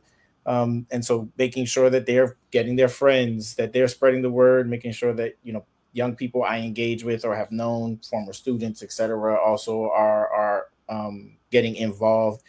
In the case of the also, how do we get more of them to vote? I think removing barriers is definitely part of the strategy. But I also have Miss Carter, Linda Carter's in my ear, talking about the role of civics and just how we also get young people to understand through curriculum, through instruction, to understand the power that there exists in voting and what that vote means.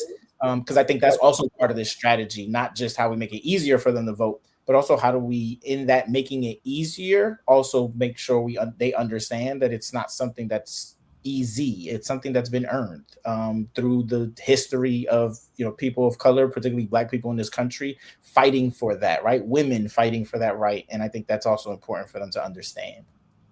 Yeah, and I think more young people will vote when they see how quickly we respond to requests and their actions and their advocacy.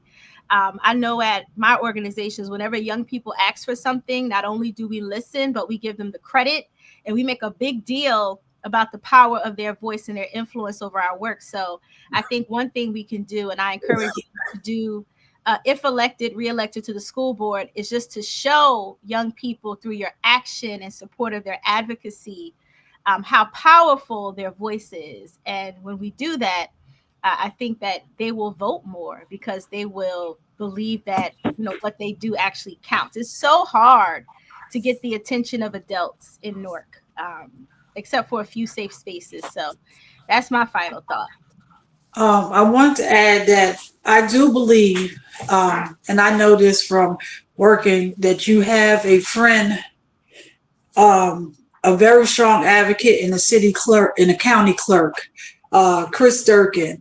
And one of the things that we were able to do was allow him off election season is to bring the machines into the school and kind of do a mock election, and show and get the kids excited. So when elected, when reelected, maybe that's something you could do where they can, I don't know, vote for the best, vote for something where everybody comes out in the school, and you could do it at different schools and they come vote. So they become used to doing it. And then, and then you tell them, don't forget, next school board that you can vote and do things like that. But I also want to add, I don't know if you've seen that the federal budget for 2027 proposed budget has come out, and they're proposing to cut $350 million in HBCUs, $8.5 billion in K through 12. So as when elected and when reelected, as you're crafting your plans, just keep in mind that, as you already previously stated, that you have a federal budget, a federal governance that's doing more harm than help to education. And I know that we've reached the end of our segment. I know we have our next guest in the back, but I want to thank everyone for coming out for this. And I know we've kept you for a little longer for all of us having some technical difficulties. Also, I just want to make sure that everyone knows that we are encouraging, inviting We have not got if we have not gotten to the candidates yet, we will try to reach out to you, reach out to us. You are welcome on our forum. We believe in civil civic discourse. Everyone who's running for office, we do want on our show to talk and get their point out. So the other people who are running for school board, we want you on our show as well. We might not be as me personally, I might not be as organized as getting to everyone, but reach out. We will try to get you. We will try to get you on. So thank you, and thank you for showing up, and thank you for giving your time for this. And and take care. And wait, Mark looked like you was about to say one more. You said thank you. That's it. Thank you. Yeah, thank you for the opportunity. Thank you so much. Yeah, thank you, everyone. Thank you so much. And Thank you both for your service. What? All your work. Ed had another question. Go ahead, Ed. no, we just want to say good luck to all of them. That's And right. and that guy over to the left named Hasani, I think he's related to another guy that we know.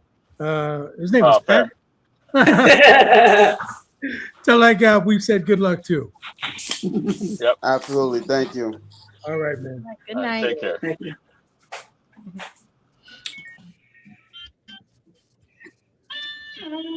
All right, Zaid. Yes, I sir. think we are ready for the next segment to start. And we just want to offer our apologies for being a little late. So I know she's been here for a minute. We just want to apologize. Elorm, there he is. Okay. Well, welcome back to two young folks I'm very proud of. Last night, I'm going to introduce this segment this way. And I want Felicia and Elorm to appreciate where I'm going with this. Last night, I was doing some groundwork for a potential film festival for my Malcolm X organization. And I had the privilege to share the company of a fabulous young filmmaker named Yoruba Richin, who had just dropped a film on the case of Joanne Little. But Yoruba has also done a film that was spotlighted on PBS a few years ago on the Wilmington, North Carolina massacre of 1900. So why am I talking about that? Because in the response to that massacre, some people were slaughtered, some people had the audacity to fight back, and some people had to flee. What was the Wilmington massacre about? It was that last battleground of the Klan overthrowing Reconstruction. And they were wanting to wipe out the last Black elected officials in that landscape. And the last congressman in that landscape was a guy by the name of George White.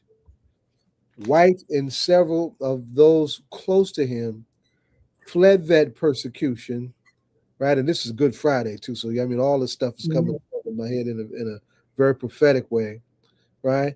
To a tract of land in South Jersey that they claimed and named it Whitesboro, right? Fleeing persecution, right? Genocidal prosecution, right? Landing in New Jersey and claiming a space that they call Whitesboro. Small, all-Black town where our people who founded it were refugees from homegrown racial terrorism. Now, why you say, wow, that's profound, that's beautiful, da da da da da da da. Well, I'm glad they made it. Well, you should know that this is Jersey. This is Soprano State. We got specialists in theft, corruption, and all those other things too in New Jersey.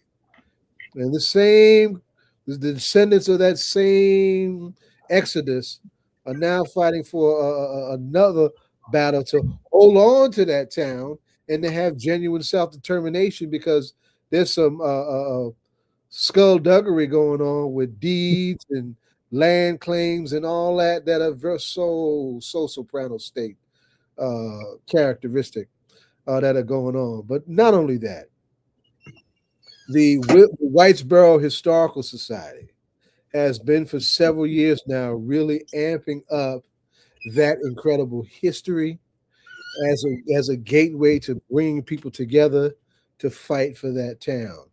And not only that, that gala, as when that's what they're getting ready to talk about, is also uplifting people who are fighting for justice, coming from somewhere everywhere. And we got some folks that we know that are being awarded at that gala. But I wanted to, so let me welcome back Felicia Simmons and Elorm Ocansey of the Whitesboro Historical Project. I want y'all, now I gave my intro, right? From my old big head, right? But I want y'all to share from the ground just what that history is, why it's important, and then we'll lean into the gala and some of your awardees and what you're trying to do now.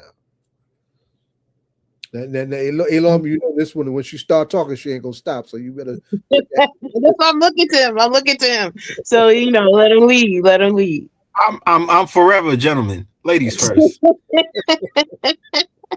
you, sir. I'll take that statement and I'll run with it. I want to say that you are 1,000% correct about the history. And also, I just want to throw in people, the clans burning out right here in New Jersey of Cape May City, and a refugee from the same era needing a home, right? I think Miss Shirley would be dismayed if I forget to talk about the locals who are looking to rebuild also, right? With the people coming in from Wilmington. And I just want to talk about the prophetic and powerful strategies that these great people, the more we dig, the more we find, like Congressman White and Vic and Aretha Gibbs and Reverend Fishburne, to build this city that is taking 120 years for them to try to unravel piece by piece. The intricateness of having a post office and a designated zip code, right? To steal these land from this group of people who are resilient from us, right? Still to this day with eminent domain. This battle is not just, a small New Jersey history, like you said earlier. It is literally American history. It is resilience. It is the power that we have always possessed to free ourselves and to liberate ourselves. And I think that power in this gala is just just a showing of that power from all sides. It's not just Black people that we're honoring. We're honoring Black people who are willfully stepping to us as equals, as we are, to liberate ourselves, because this is unapologetically a issue of Black liberation that we never hid, right? From the beginning, we want to be free, and we are free. And in this gala, in this space of bringing our community together, and we're looking for it just not to be a Whitesboro thing, not just the small town in New Jersey. It's all of our thing, right? We'll love to invite the gentleman that you were speaking to last night to come on out, right? Be part of us, right? Take the time to Yeah, right? And then I'm going to pass over to Elorm, because I can go on and on. I can't go on and on, but just to say that, our end game is for us to self-govern like we've always done there, and to continue to self-govern and to be our own space. But I'm just going to steal a little of Elorm's thunder, like he said when he was in a meeting on our behalf last week or earlier this week. You might not give us our independence, but you're going to give us our justice. You're going to give us what we need so we can survive. And on that note, when he was in a meeting with the transportation in the city earlier this week, on that note, I'm going to pass it over to Minister Ocansey so I can shut up a bit, because y'all know I can talk. Minister Ocansey. There's nothing much I could add to that. Happy Good Friday, good people. Yes, sir. For those who celebrate, as a Christian myself, a believer in Jesus Christ, Today's one of those days where we reflect on what the devil thought he had. But in a couple of days, you'll know the end to that story. So for the people by Whitesboro and Brother Zaid, to your point about Wilmington and the history there, the Congressman George Henry White, who was the last Reconstruction Congressman, 1897 to 1901, having the foresight to know that we were entering an era, the end of Reconstruction as they knew it back then, and pretty much the birth of the Jim Crow era, stepping forth in its totality, got together while in Congress in New Jersey, making moves to secure and build what he saw then was the future of his community. And the point that I loved about the work they did was it wasn't something just restricted to the space which he served. I mean, he was a congressman in North Carolina. He was moving across the country, working with people, prominent leaders all across the nation, in this vision of having a consortium to build something that can be replicated across the nation, and you could even say across the world. And so starting from the massacre, where they could have easily said, Father, forgive them, for they know what they're doing. They also had the spirit of, no, we can know that we're being oppressed, and also take initiative to build for ourselves a space where we can thrive.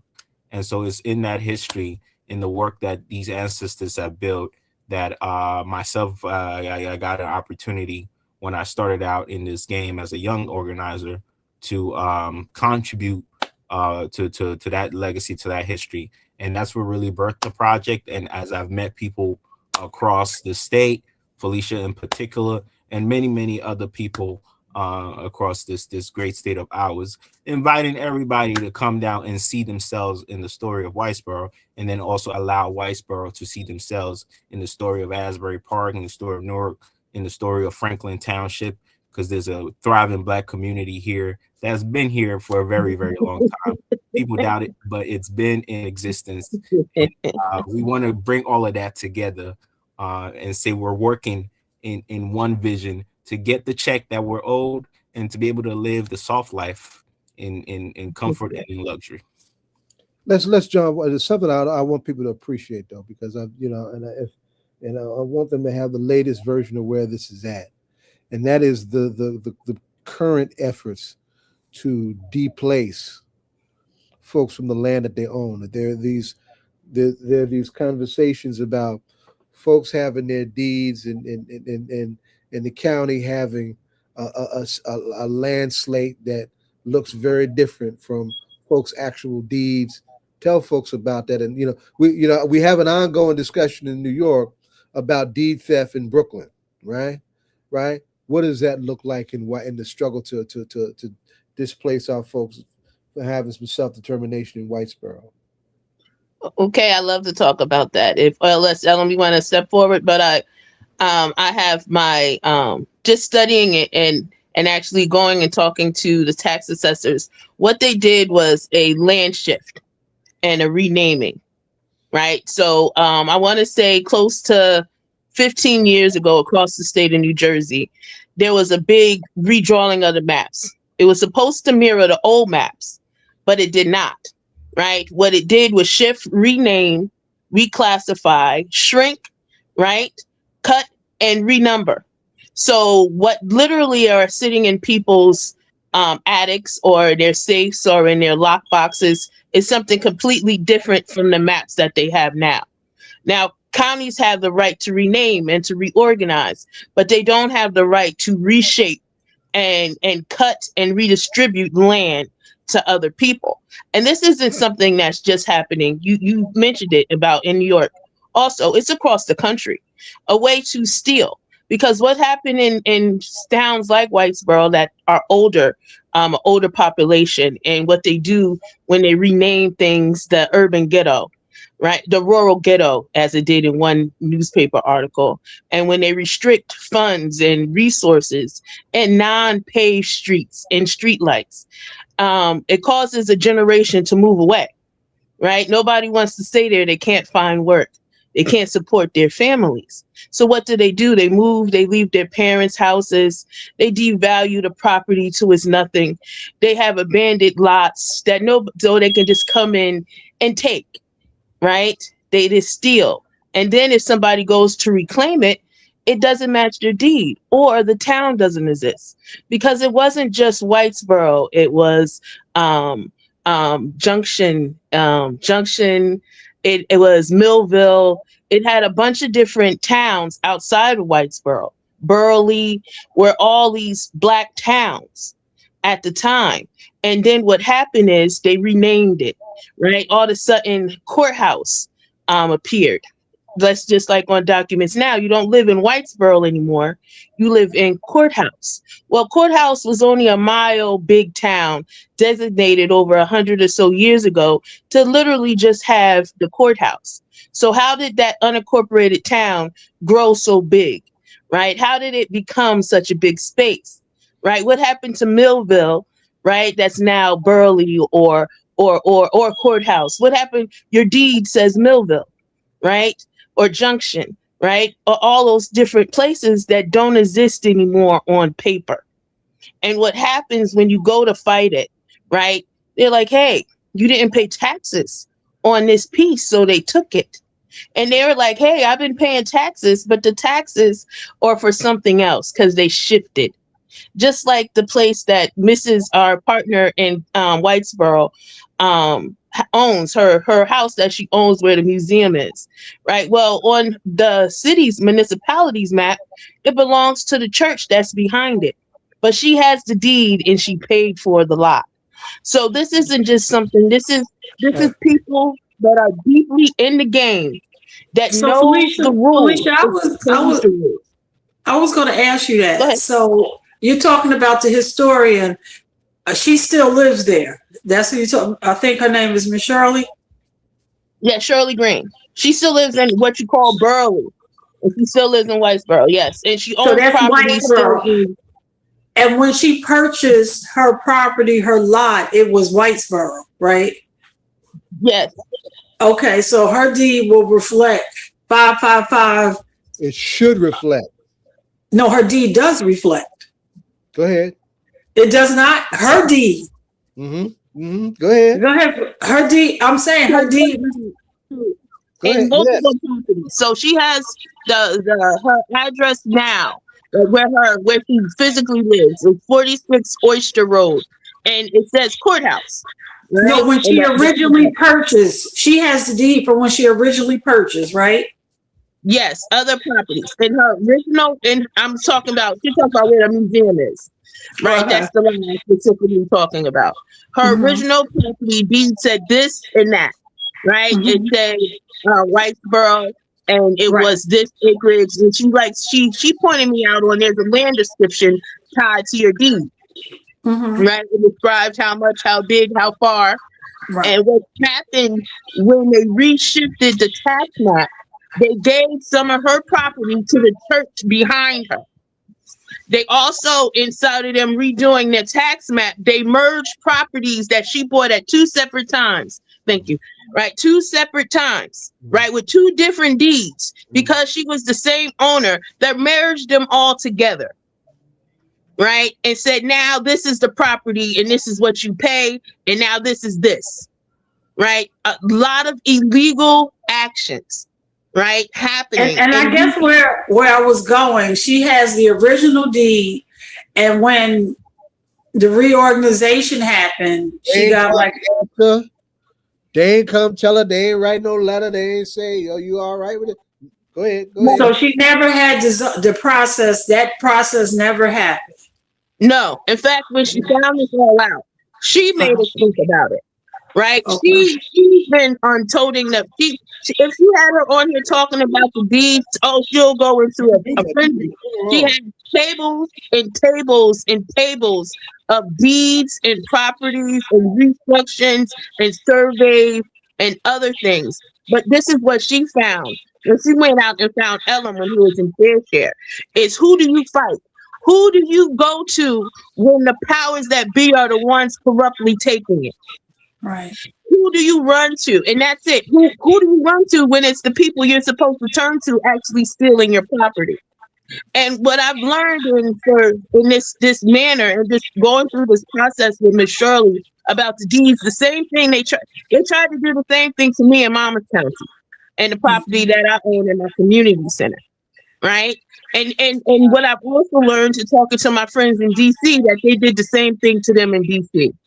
Just like Brother Muhammad will tell you, right, that they're doing the same thing to the property in New York. If you renamed it, I have this song and people find it funny when I talk about history. It's Istanbul is Constantinople. Y'all know that song, right? Mm-hmm. Istanbul is Constantinople.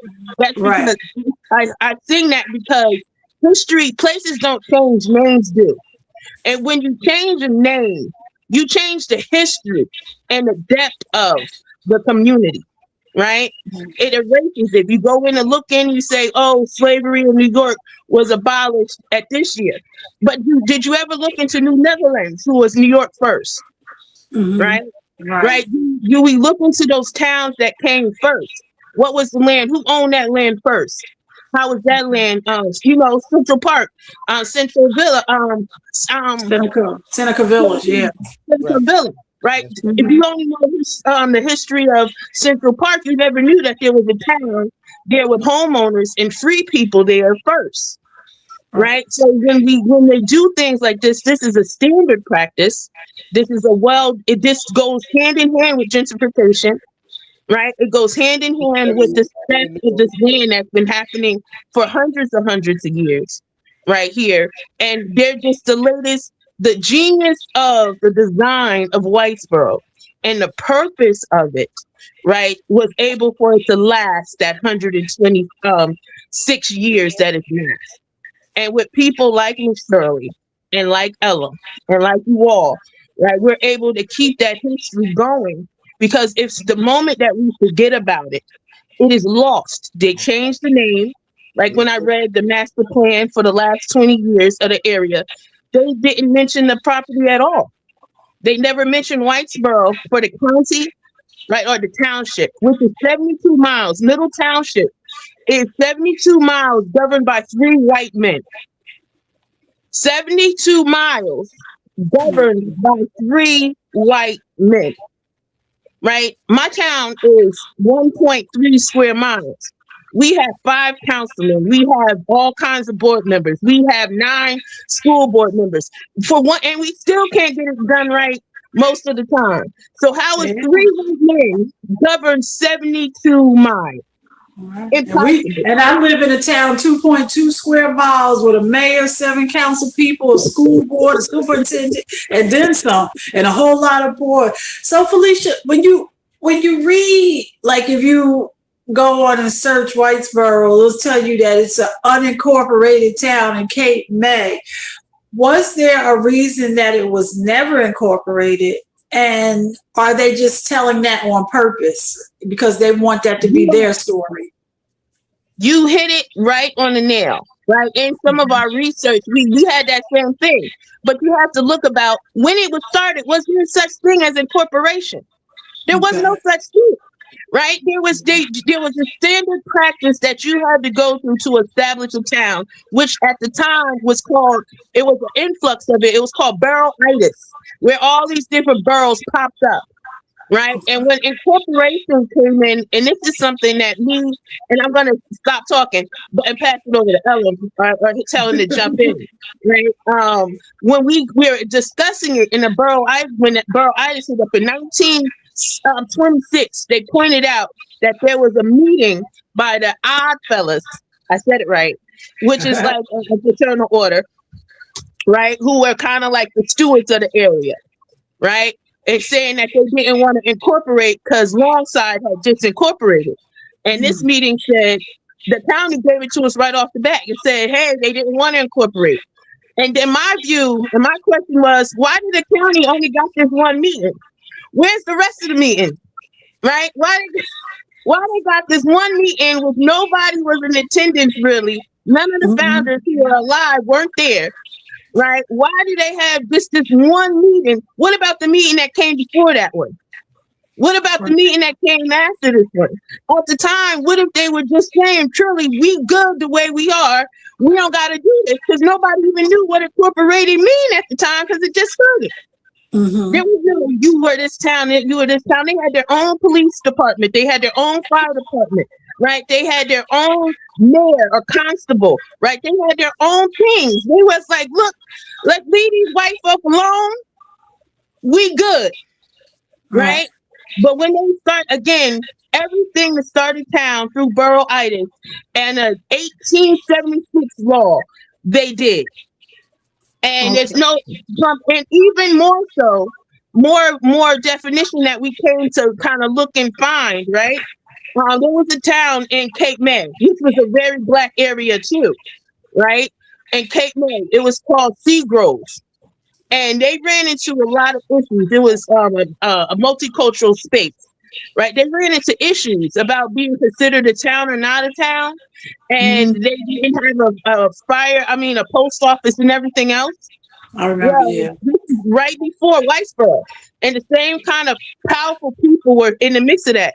Well, when Whitesboro started, they cured all those issues that they had in Seagrove. They cured it when they established Whitesboro. They had their own train station Whitesboro had, right? They had their own federal designation from the feds with having a post office and a zip code, right? They were completely sufficient. They want to point out unincorporated town, but so is courthouse. Who they want to take the so-called courthouse where everybody wants to be part of. Because it's, there's courthouse. It's the fancy, so-called fancy, it's the same town, right? It's an unincorporated town also, right? So, hence, again, to go back short ways, there was no such thing at the time when they established it as incorporation. And I can give it over and tell Elorm, I have to stop talking because Elorm doesn't believe in cutting in on people. So I'm going to just popcorn over to Elorm so he can continue talking. But I believe it was the 1876 ordinance of the time, how to establish a city, how to establish a borough. And then it was revamped in the 1890s and then early 1901. But correct me if I'm wrong, Elorm. I can jump in on a couple of things to mention. There are certain actors in this with the state, the county, and local towns. And for those who know New Jersey has a lot of towns. We were notorious for, if you don't like your neighbors, you just get up and you start your own town. And initially, the county of Cape May, when it was founded and discovered and chopped up, and the indigenous folks there, their land was taken and seized. The state itself designated that whole area as a county per state law, and in that time, the whole county of Cape May was in 3 sections: upper, middle, and lower, literally, and it was by religious districts. And so, what happened when the state started incorporating towns, going back to the first act in 1798. With the Township Act, what they did back then was pretty much say all the towns and their boundaries as they were are now recognized by the state as municipal bodies. And in those municipal bodies, they were given the authority to govern those areas and be able to create local laws and whatnot. And with the tax map situation, it's interesting because on the local level, when you buy a property, you go to a title process and it designates what the land description are, what the block and lot is, and how big it is, acreage size, all of that stuff. And all of that is put on the deed with your name on it that says you are the rightful owner of this piece of property. But what happens is, once that's recorded, that document doesn't change. It's set as it is, frozen in time and period. But the county, the state, and that local municipality have the capacity to change the block and lot numbers, to break it up into different sections and say on this block that was split up into 6 lots. Now we're gonna subdivide it into 60 lots, and your property on record that's written down to say I only own this and that at this block and this lot. All of a sudden, on the county's tax map that the state has accepted, that property is broken down into 16 different pieces. So when you get to a point where a loved one passes away and they're ready to go to paradise, they're passing their property on. Now the person who's receiving that property goes to the county and says, okay, I own block 1, lot 5. And they're like, block 1, lot 5 doesn't exist anymore. It's on you to figure out where your property is and where your boundary lines is, and for you to get the expert that can translate your current deed into everyday reality. And the problem starts and lies with the fact that you don't have control of your own community to be able to write the laws, to write the policies, and to put in the administration that can correct errors and discrepancies. And for a really long time, that's been the battle that Whitesboro has been sitting under, because the folks that govern them, per the state, saying Middle Township has the right to all that landmass going back to 1798, the folks in Whitesboro haven't gotten that same opportunity and the same courtesy by the state to say they've always existed as their own independent community and rightfully ought to have the right to determine their own laws, policies, and procedures. And so that is the technicalities of the tax map situation. We have reached out to the state to explain to us how a municipality can just create a tax map without consulting the property owners, and then bearing them with the issue of having to figure out where their property is, what exactly on the new tax map they own, and then what the proper taxation is for their property. Because the moment you start chopping things up, you could say, okay, now this thing is one whole thing. I'm gonna tax it at 30%, and it's worth $300,000. And this thing is another different thing. I'm gonna tax it as a commercial lot at what you call it as at 15%, and it's worth $2 million. You know, that's the kind of technical mumbo jumbo you could get to play with tax map roulette. And that's what brings land grabbers into equation that heightens the corruption. Because they know already. Exactly. They know already where they stole. Right? We don't know that they stole it. We have one young lady who said that she went to do her house and realized that she had to buy a piece back from her neighbor because they had taken the property that was hers, but now gave it to her neighbor's lot. And she had to buy a piece back from her neighbor. That was her front porch. Wow. Right? So when you do that's crazy. Oh, that's crazy. Right, so like it's Jersey, but that's not all over. That's everywhere, right? We see developers from California and all across this country that they just sit here and they love New Jersey because our politics is different, right? You can sit up here and say, "Hey, from New Jersey," exactly. Right, so you can sit up here, and again, that goes to when Miss Shirley found this out, and she first noticed these deed discrepancies. Where did she go? She called all over. She called everywhere. She tried to find. She wrote people. She wrote things.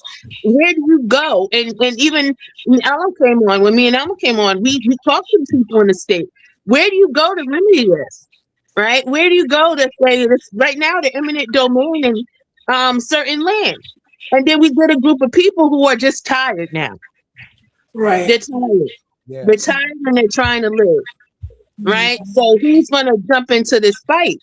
So in the space where part of the project, and get back to the Whitesboro Preservation Project that we are part of, is saying you're not alone.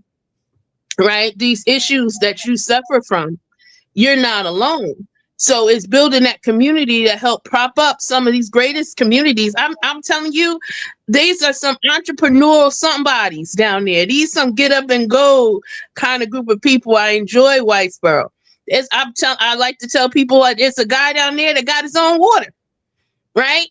Mr. Harrison got his own water to do. It's just good water. I'm a water snob, and he got some good water. It's alkaline, it's fresh, it's well water, it's crisp, it's clean, it's good water, right? And that's just all kinds of businesses and just different great things. And just to come in and say we support you, and we're not going to let them steal your land and our history, because that's what it is. It's our history. Yes, it is. Right. And it shouldn't be going to the biggest, to people who won't even remember it, or will throw up a museum like our Harriet Tubman Museum that ain't run by us. Right. It ain't necessarily our story. It's somebody else's story. And that's the same family that's running around buying up half the stuff down in that space. Right. So when we talk about it, let's talk about us putting out our own narrative. And that's the big part. Again, shutting up because I'm chatty. So let's jump now. Let's jump ahead because I don't want us to get lost. You are having a major gala coming up, right? And it's not the first. What is this? The third year in a row, right? Something like that. Second. You have a gala coming up, right? You're awarding a lot of folks who are brave in this work. And in fact, I think you're one of the awardees, Felicia. Am I right? I am. Which, I feel like it's getting high. Progress as an organization is an award. And I was really, it's because that's where we need to go. Organization is the mode of resistance that makes the difference, right? But when I saw that the organization was being awarded, I said, wow, that's really a mature statement, right? So let's talk about the gala, when it is, where it is, how folks can buy tickets and all of that. Get on it, Mr. Minister Ocansey. Hi, yes, let's talk about some good things. The gala started last year to celebrate the history of Whitesboro and to create a space for everybody to come together. We had it last year at Historic Congress Hall for the folks that know Cape May County. This year we're at the Cape May Convention Hall, which is a much bigger space. It could hold up to 400 people, but we're only asking for 3. So we're inviting folks from all across the state to come on down. The theme this year is to bridge Whitesboro history and New Jersey history, and you can see that in the list of awardees, Felicia being one. We also have a Miss Kay Harris from Asbury Park, who is an awardee this year for our outstanding historic preservation. We have Asada Man Cologne from the infamous New Jersey Institute of Social Justice. Yes, we know Asada well. Doing great work across the state. We have one Mayor Raj J. Baraka, who has been a lead figure in our state in bringing all our disparate communities together to unify with one voice. And so we're pretty much asking everybody to come on down. Let's celebrate Whitesboro. Let's connect. Let's fellowship and make a commitment to revitalizing all our different communities. Let's talk about some of the people who aren't necessarily melanated that they're honoring also. Yes, we are honoring some non-melanated people. Nothing against our non-melanated brothers and sisters. Black history is not limited to just Black folks, even though we do most of the work. We have Mr. Curtis Bashaw, who folks should know from across the state, ran as a Republican candidate for state Senate against Andy Kim. He is a entrepreneur, the owner of 2 historic Cape May venues, Congress Hall #1 and the Virginia, which is another historic hotel in Cape May. He's been real gracious and currently running for Cape May County Commissioner as a Republican as well. But we're bridging ties. Why is he an odd Republican? Why is he an odd Republican, Mr. Ocansey? I don't know anything about odd Republicans. I know if you help me, I can work with you. So I try not to really get into people's political parties, because I know some Democrats I don't want to work with. And I know some Republicans I don't want to work with either.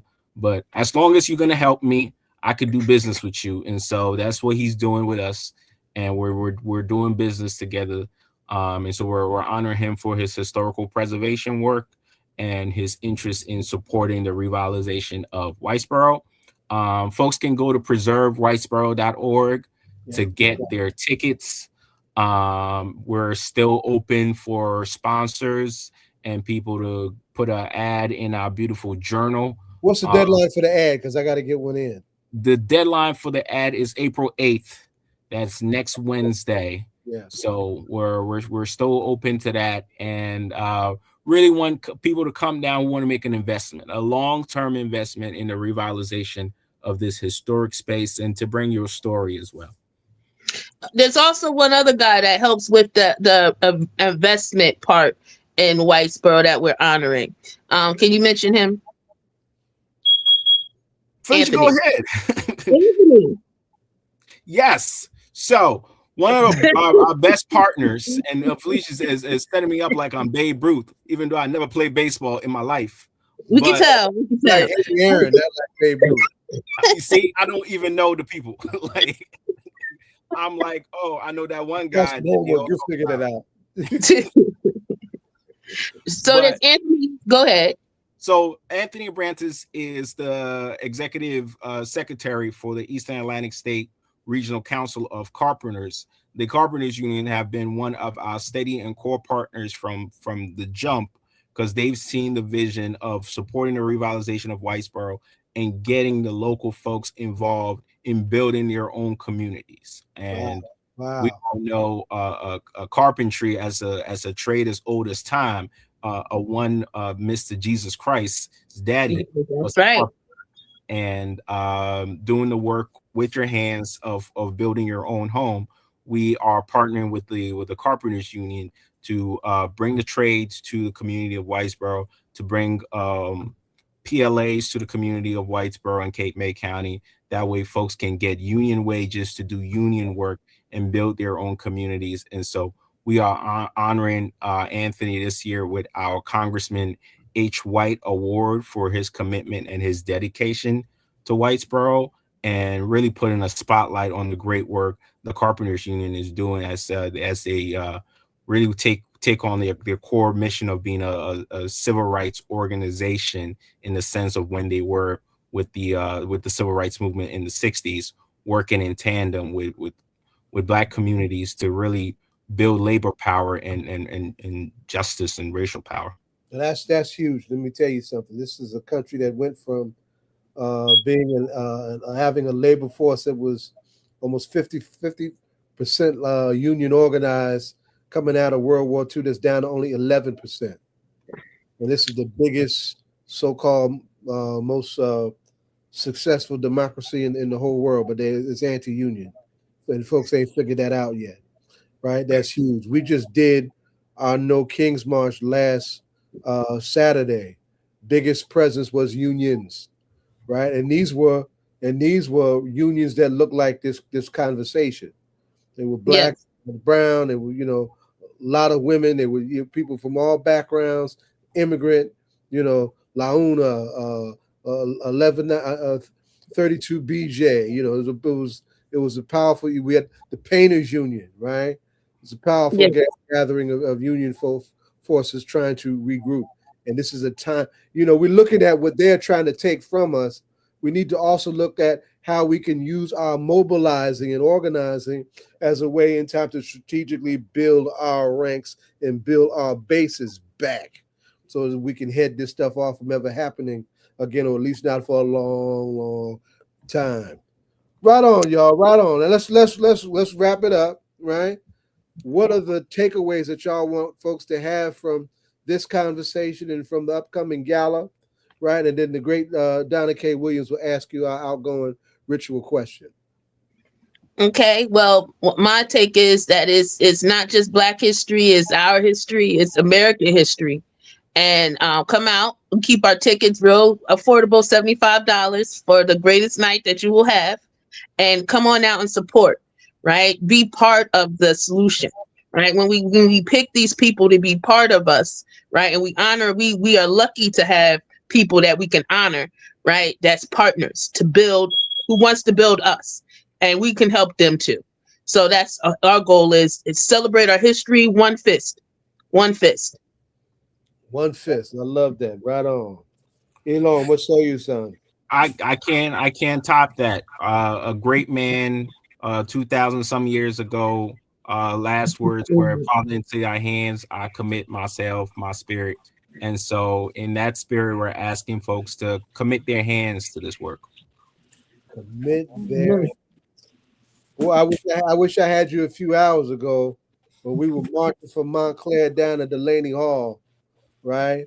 Because those are some words that I hadn't heard, right? And there's a whole lot of hands in the city of Newark that should be, putting some hands on that whole struggle right there in town. Thank you, son. Thank you. Down to ask the ritual question. Felicia and Pastor, this is a hip hop political show. When you are doing the work that you do, even on a Good Friday, other than the 7 last words, what is the songs that you listen to keep you encouraged? Oh, I've been big on DMX lately. I've been big on DMX, but it's not just lately. To be honest, what was playing in my room when I was young was DMX, and my son came a little later. So I love his struggle, the Blood In, Blood Out album, right? Yeah, he just hit and his prayers, his honest struggle with God, and his real struggle with God is what I always loved about Earl. That's what and that's my daddy's middle name and my brother's. So we're calling out people on their government names and Pastor. I don't know if it counts as a hip hop song, but Young Hearts Run Free. R&B. And listen, and it might have been sampled by now. Yeah, he probably wasn't born when it was out. That's all right. That means you know. I've been listening to that a lot. Been doing a lot of free running stuff. Well, thank you, and feel free to come back anytime. And don't wait for us to call you. Give us a call if you need us to know something. Okay. I will plug one more thing before I leave. On May 29th, in the great city of Asbury Park, we're having the inaugural Greater Asbury Park Black History Soiree. Yes, we got a new project. It launched last year. We're doing it again. It worked so well in Whitesboro. We're doing it in Asbury Park, bringing the community together. And so we'll be on soon to talk about that work, because Monmouth County is a different beast. But the Klan was we'll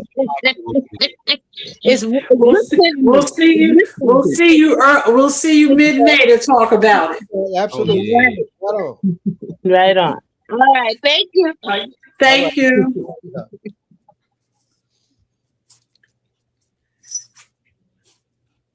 Oh, Kalina, glad to see you still here. You should be here more often. We miss you.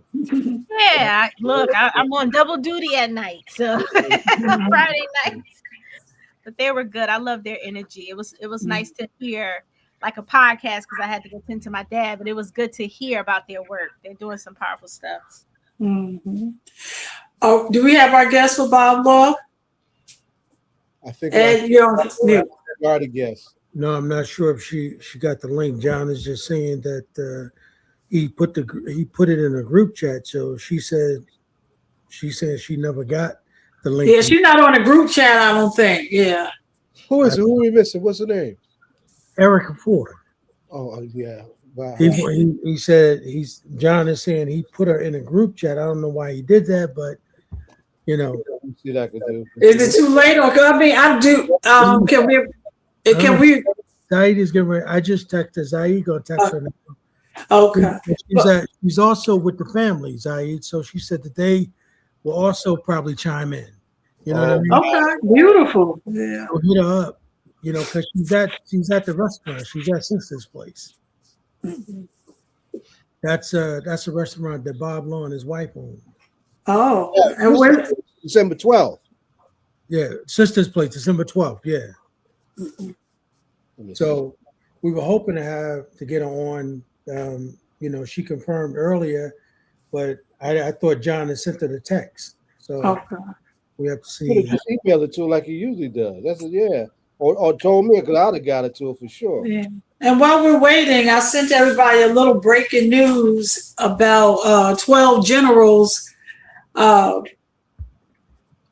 went against the person in the White House about sending ground troops into Iran. Yeah, but they're already there. So yeah, They're there. Yeah, I don't believe they're on the ground though, right? They're in Iran. They probably didn't invade the community, but they out there. They're out. They're definitely out there. Yeah, they're there. Yeah, they don't want to be parachuting into. You know the thing about Trump, he's not going to tell you, the same way he dropped those bombs on those people. He's not going to tell you when he dropped the bombs. So, at any moment he wake up, he could, he already said he wants to decimate the place, right? He wants to send them back to the Stone Age. Yeah, he wants to be a war criminal. We heard here. Yeah. So, at the end he's putting himself above being a war criminal. He's putting Netanyahu above being a war criminal. He's even trying to displace the very United Nations process and structure by virtue of this grand order delusion of power that they are having to dominate that part of the world. It's interesting because they were out in Israel, and they were interviewing some of the people in Israel, and they were asking them their opinion about the war. And, of course, their opinion is a lot different than Americans' opinion, right? So the opinion of the folks in Israel is that they are glad that America went to war, because what it did was it got rid of one of their enemies for them. Did y'all hear that? Exactly. So Donald Trump would say that they were somehow threatening us, but the people on the ground in Israel, in their minds, know America went to war for us. Wait a minute. When did that start happening? Yeah, and I don't know if earlier did you all discuss the $1 trillion request for military in the budget that came out today? But yet it says directly saying, I ain't gonna give you jack for schools. I ain't gonna give you jack for child's care. We ain't gonna worry about that. We got to take care of the military to pay for the $1 trillion and new battleships. Yeah. Just to be specific, Ed Week reported for the second year in a row, Trump is proposing to zero out long-standing federal education programs that support educators. Professional development, currently $2.2 billion, zero that out. English learners, $890 million, zero that out. $1.4 billion for academic enrichment.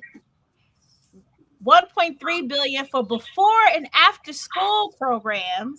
$220 million for rural schools, and support for students experiencing homelessness, $129 million.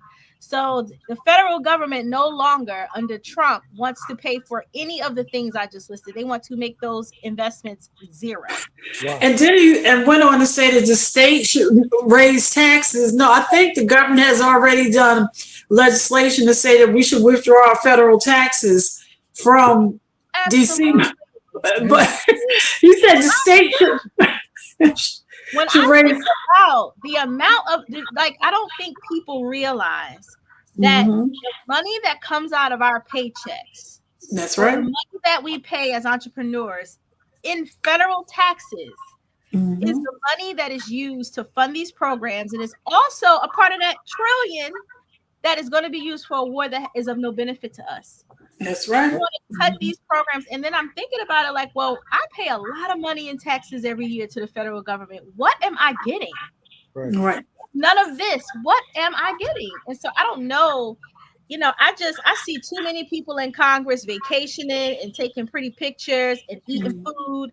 I don't understand why they have not band together and launched some type of a national something where they are all standing together and calling on something, but they're just like playing checkers, and the Trump administration is playing, and the Republicans are playing chess. Yes. But here's the thing. It would seem like, when you talk about Congress, it would seem like they have no power whatsoever to stop the president. I mean, one, they can't stop him from going to war. 2, they can't stop him from spending trillions of dollars on a war that he was not approved to go and fight. And then at the end of the day, it seems like, he can just decide to change all of the laws as it relates to voting. And now he wants to, remember, he put before the court this week birthright citizenship. Yeah.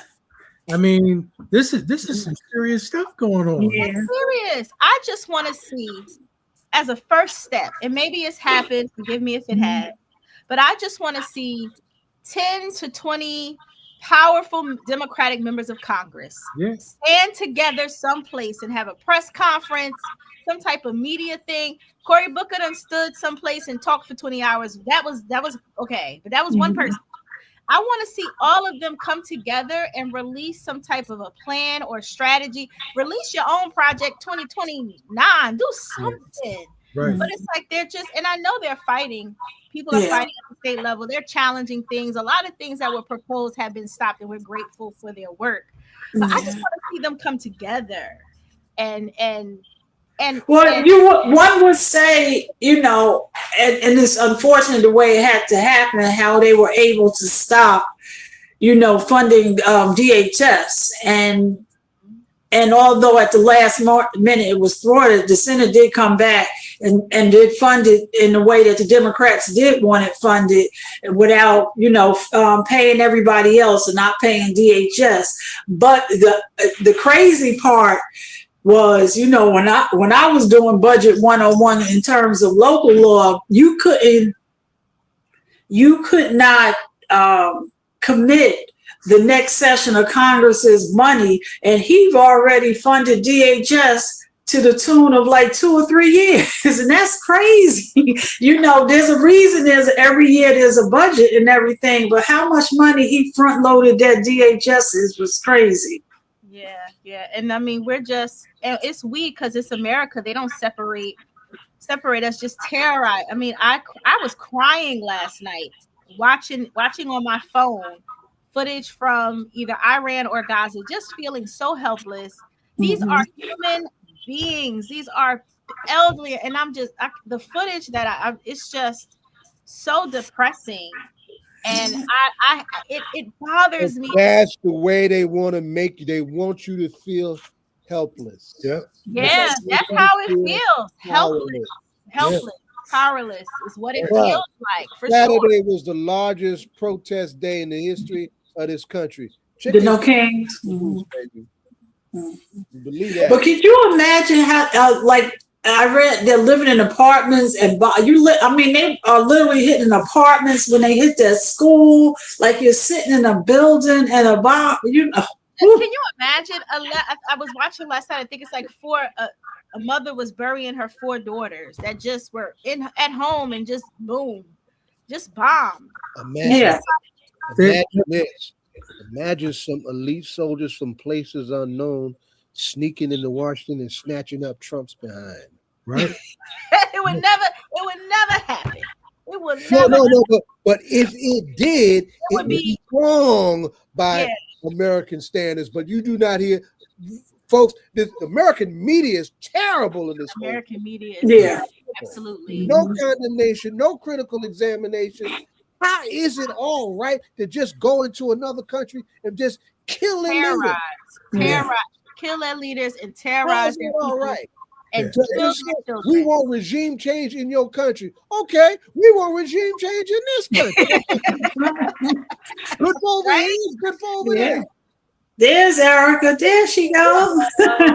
Yes. Hello. Hello. No doubt. Bob Laws, that's the triple quadruple OG, the original peacekeeper. And we're starting off by joining you and sending our condolences, and we thank you for being here to let us know what we have lost in this great man. Yes. Bob Law was not only a historian, but I remember my first work with Bob Law was around the music, and he launched a campaign. I don't know if it was the 80s or the 90s, I remember it. around. I know exactly what you're talking about. Yes, yes, yes. And I worked with him, and we were, we went up to the radio stations and the record companies and had rallies and communications around, but he was consistent. He was very consistent in standing up for our people, standing up for our culture.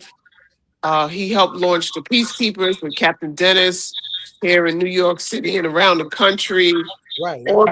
I mean, I'm in here in Sister's Place, and I'm gonna have Omawali come on next.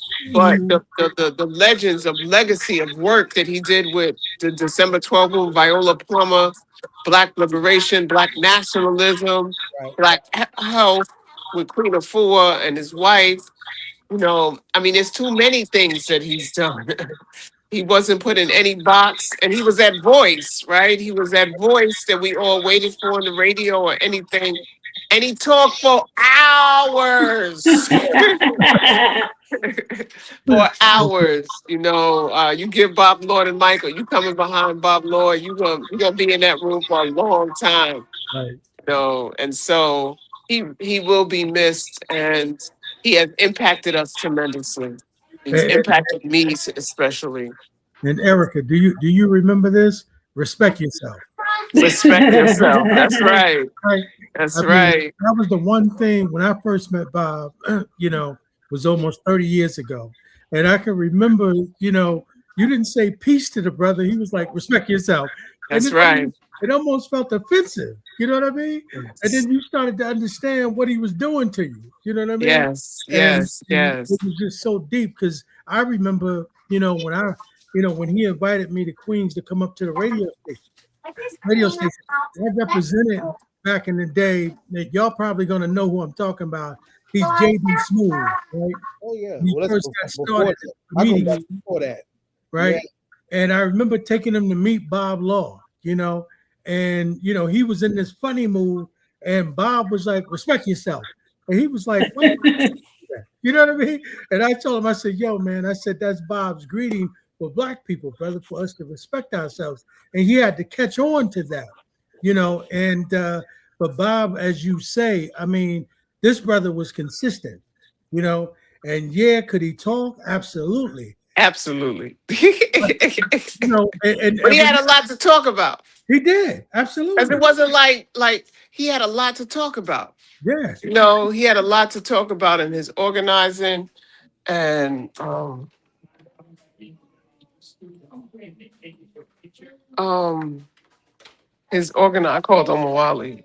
His organizing and we losing a lot of legends, a lot of legacy folks. Here's another one of those old folks that let me stop. I'm going to get it. You better stop. But, Erica, yes, you become an old folk yourself. Are you damn right? You damn right. I'm gonna be 61 next year. Remember, we used to be the youth group. We used to be the youth coordinators under Bob Law and Omawali and all of these people. Now we I don't know what we are. The elders. Talking about Bob Law. Here's Omawali. They're on the radio live talking about great Omawali. Hey man, how you doing? You're on camera. Good, brother. Oh, this camera. Yes. Oh, okay. Hey man, what's up? Man, we've been treating you. Well, y'all do everything on Friday night. That's why I ain't never been able to get you on this platform. Yeah. Yeah, we getting ready to go to Zimbabwe in a little while. So straight ahead. So that's why we're meeting and stuff. Bob, boy, Brother Dalio, I have to send you this picture. It's a picture of Bob Law, Akbar, and Viola. And I think it was at Mosque number 7. And it's an incredible picture, just in terms of their impact in our movement. It was an incredible picture. I think it's going to be in the final call. The final calls are come, when they deal with stuff with Akbar. But I told Dalil, I'm going to blow it up and frame it here in Sister's Place, in terms of that, because of the significance and stuff. But Bob, Jesus, I go back with Bob so long because Bob was, Viola's friend.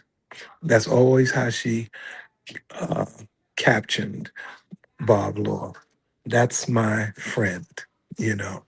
And they were close friends for decades, you know. And as my relationship with Viola developed, so it did it with Bob Law.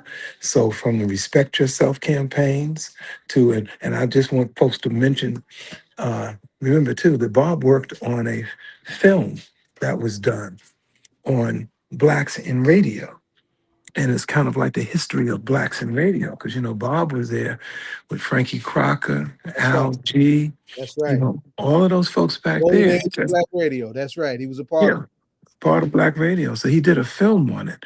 So we gotta make sure we get a hold of that and make people aware of how they can see it. It's an important film, you know. Yeah, I remember. Yeah, I mean, I was 8. I know you know it was Jocko and his rocket ship show. Oh my God, Yeah. Yeah, I'm making you old, right? yeah. And stuff. Yeah, but Bob was very, very much involved.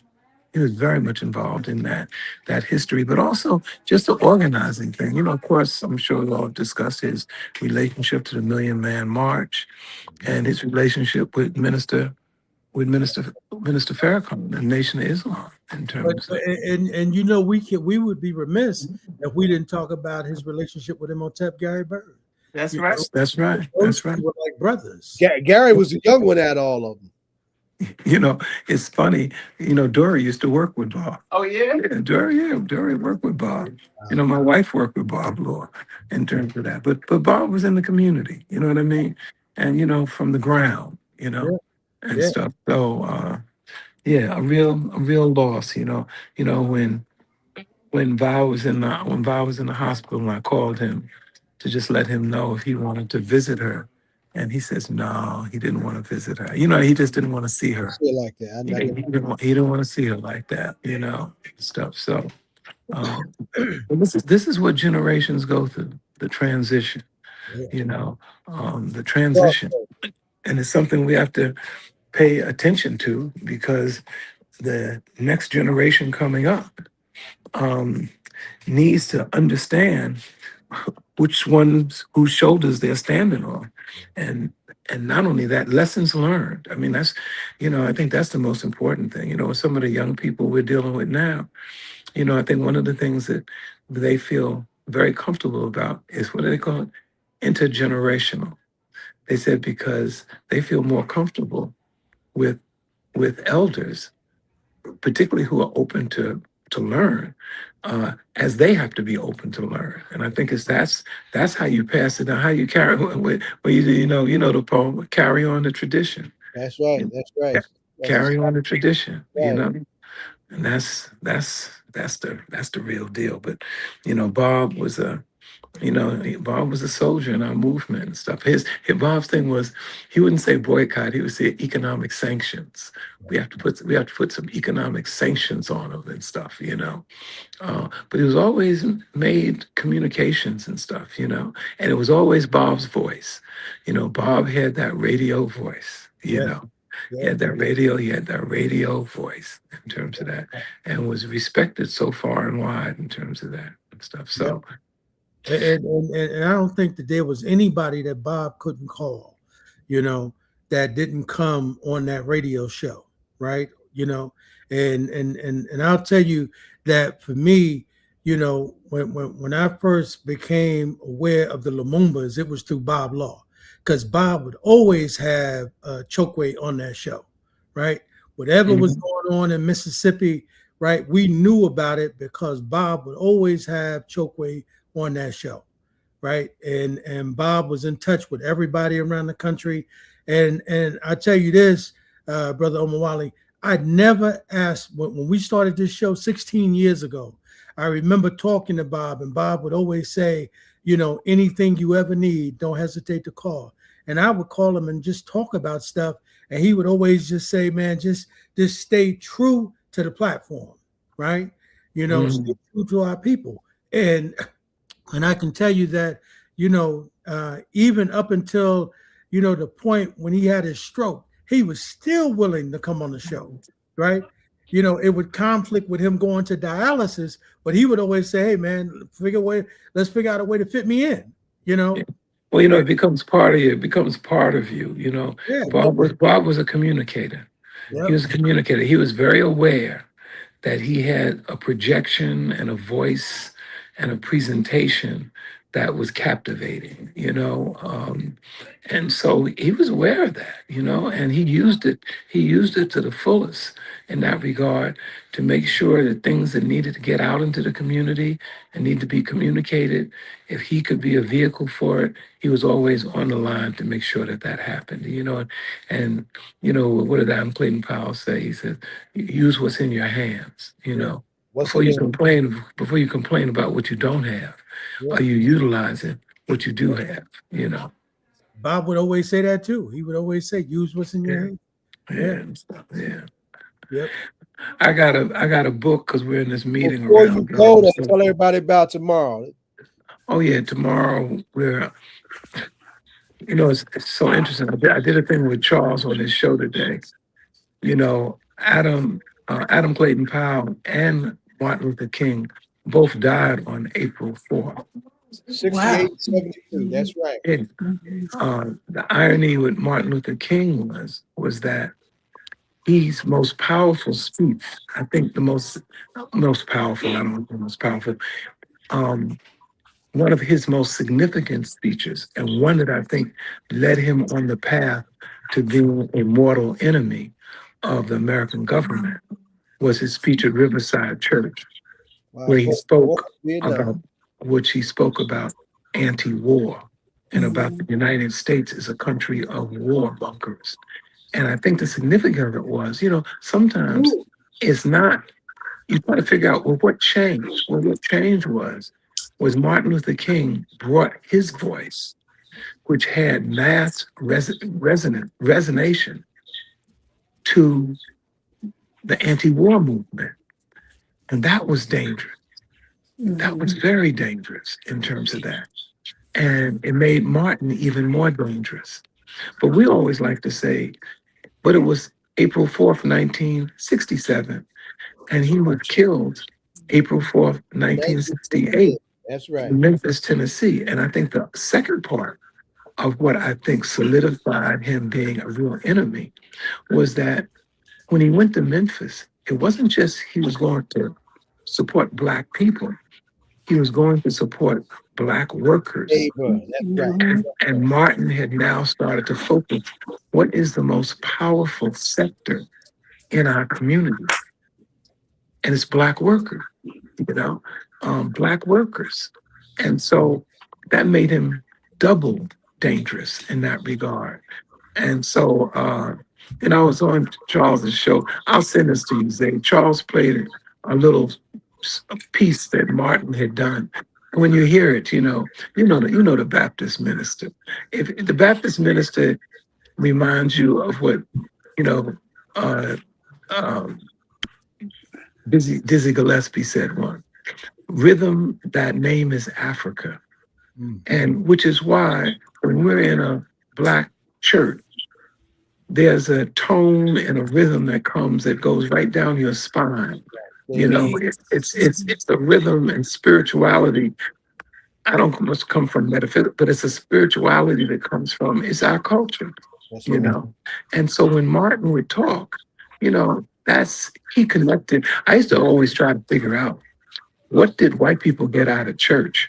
Because none of their ministers would ever convince me that they could ever be the pastor to go anywhere. You know, I could never get in that. Which is why you start seeing white people going to Black churches, because there was nothing really agitational about thinking that this was a vehicle for you to get to the other side and stuff. But well, before you leave us, I don't know what time was Dr. King in that pulpit preaching his mountaintop speech. Almost midnight. It was about midnight, but I know when you watch the live footage of it, I know for me it's always hard for him when he gets to the part when he says, like anybody, longevity has its place. It's almost like you're looking in his eyes and he has to breathe a second before he says that part, because it's almost like he's realizing what he's saying, and he probably did. So I know. Yeah. What brother was that? The most amplified voice in the Black prophetic tradition. Yes. Almost definitely, but I'm talking about specifically that part of the speech. I know every time. No, absolutely. No, you identified a critical point. When he says, for me, it was a part of the speech when he says, I fear no man. Right. When he said that, I said, he's free. Totally. I mean, he's free because what he was saying was, I'm not afraid. You know, I'm not afraid. You can't You know, sell me. You can't sell me. No, this is it. I'm here. Right. Yeah. I mean, you know, I'm gonna send it to you. I'm gonna send this piece that Charles played today. When I heard it, I said, wait till you hear it, man. I'm gonna play it tomorrow. Tomorrow, you know, I think tomorrow around, you know, commemoration of King, it's really part of December 12th coming from that we have to be in our community. We have to agitate in our community, not as an event. We might have events, but those events have to be just part of what we're doing in that regard. And to stay in the streets, we're losing our churches because ethnic cleansing is destroying our populations, and with no population, the churches don't have a ministry. And so now you're seeing Black churches being sold. You're seeing us being pushed out of our housing over here, you know, the big thing around deed theft, you know, the whole thing with public housing and stuff. So these crises require the conscious of us to take what's in our hands and get out there with our people. One of the emphasis we did this year with this was around the churches. You know, we feel the churches have not pushed our people out in the streets. And it's a challenge around what kind of ministers do we have in the church now. And believe me, you know what Dr. King's comrade, Fred Shuttleworth, said. He said, God has got no use for scared Black preachers. Yeah, but I'll say this. I don't want to make it like I'm making some sweeping statement because I don't know. But I know for this particular motion tomorrow, we've particularly put some emphasis on reaching out to some of our preachers to bring their people out in the streets of their community, you know, to bring them out in the streets of our community, because I'm telling you, you know, the streets belong to who they're going to belong to. And don't complain about no 15 or 16-year-old kid out in the street and you scared to come out in the street. Then you know you need to be out in the street if you're scared to come out or you're scared of your children in that regard. So, you know, tomorrow we're going to assemble at 1 o'clock at G2AUC Square, which is on Grand Street and Fulton, Harriet Tubman. And we're going to march down Harriet Tubman to Malcolm X Plaza, which is down at Utica Street, down that way. And so it's really just to be in the streets, to be with our folks, to agitate, and, you know, not make it an event, but make it an ongoing occurrence. That when they say, you know, our statement, when they say, where you going to be? In the streets. Whose streets? Our streets, you know. Right. All right, brother. Right. Thank you. All right. Got to slip. In terms of that, straight ahead, y'all. See, as I say, see you in the whirlwind. Yes, sir. Take care. Peace, brother. All right. In the streets of New York, those are my favorite comrades. Yes, We've been in some battles together in them streets. Yeah. Look at that line upon line, precept upon precept, the deed, and then see you in the whirlwind. How about that? but you know, but what Erica said is true. You know, we're losing y'all, all of our elders, right? Losing them. And I think that that's something we got to understand, that, you know, we're losing our elders, and we've got to find a way, I think, to be able to connect with them, to get that information. That's right. Before it's too late, you know. Because look at Sonny, not to cut your wisdom, but look at Sonny Carson and Viola and all of the folk, like Amiri Baraka. Folks these young people don't know who those folks are. Yep. You know?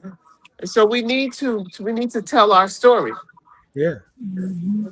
Yeah, Gotta tell our story. and even to that point, you know what you're saying, Erica. I missed the point because I remember before Amiri got sick, you know, he would always say, "Ed, come to the house. Let's start recording."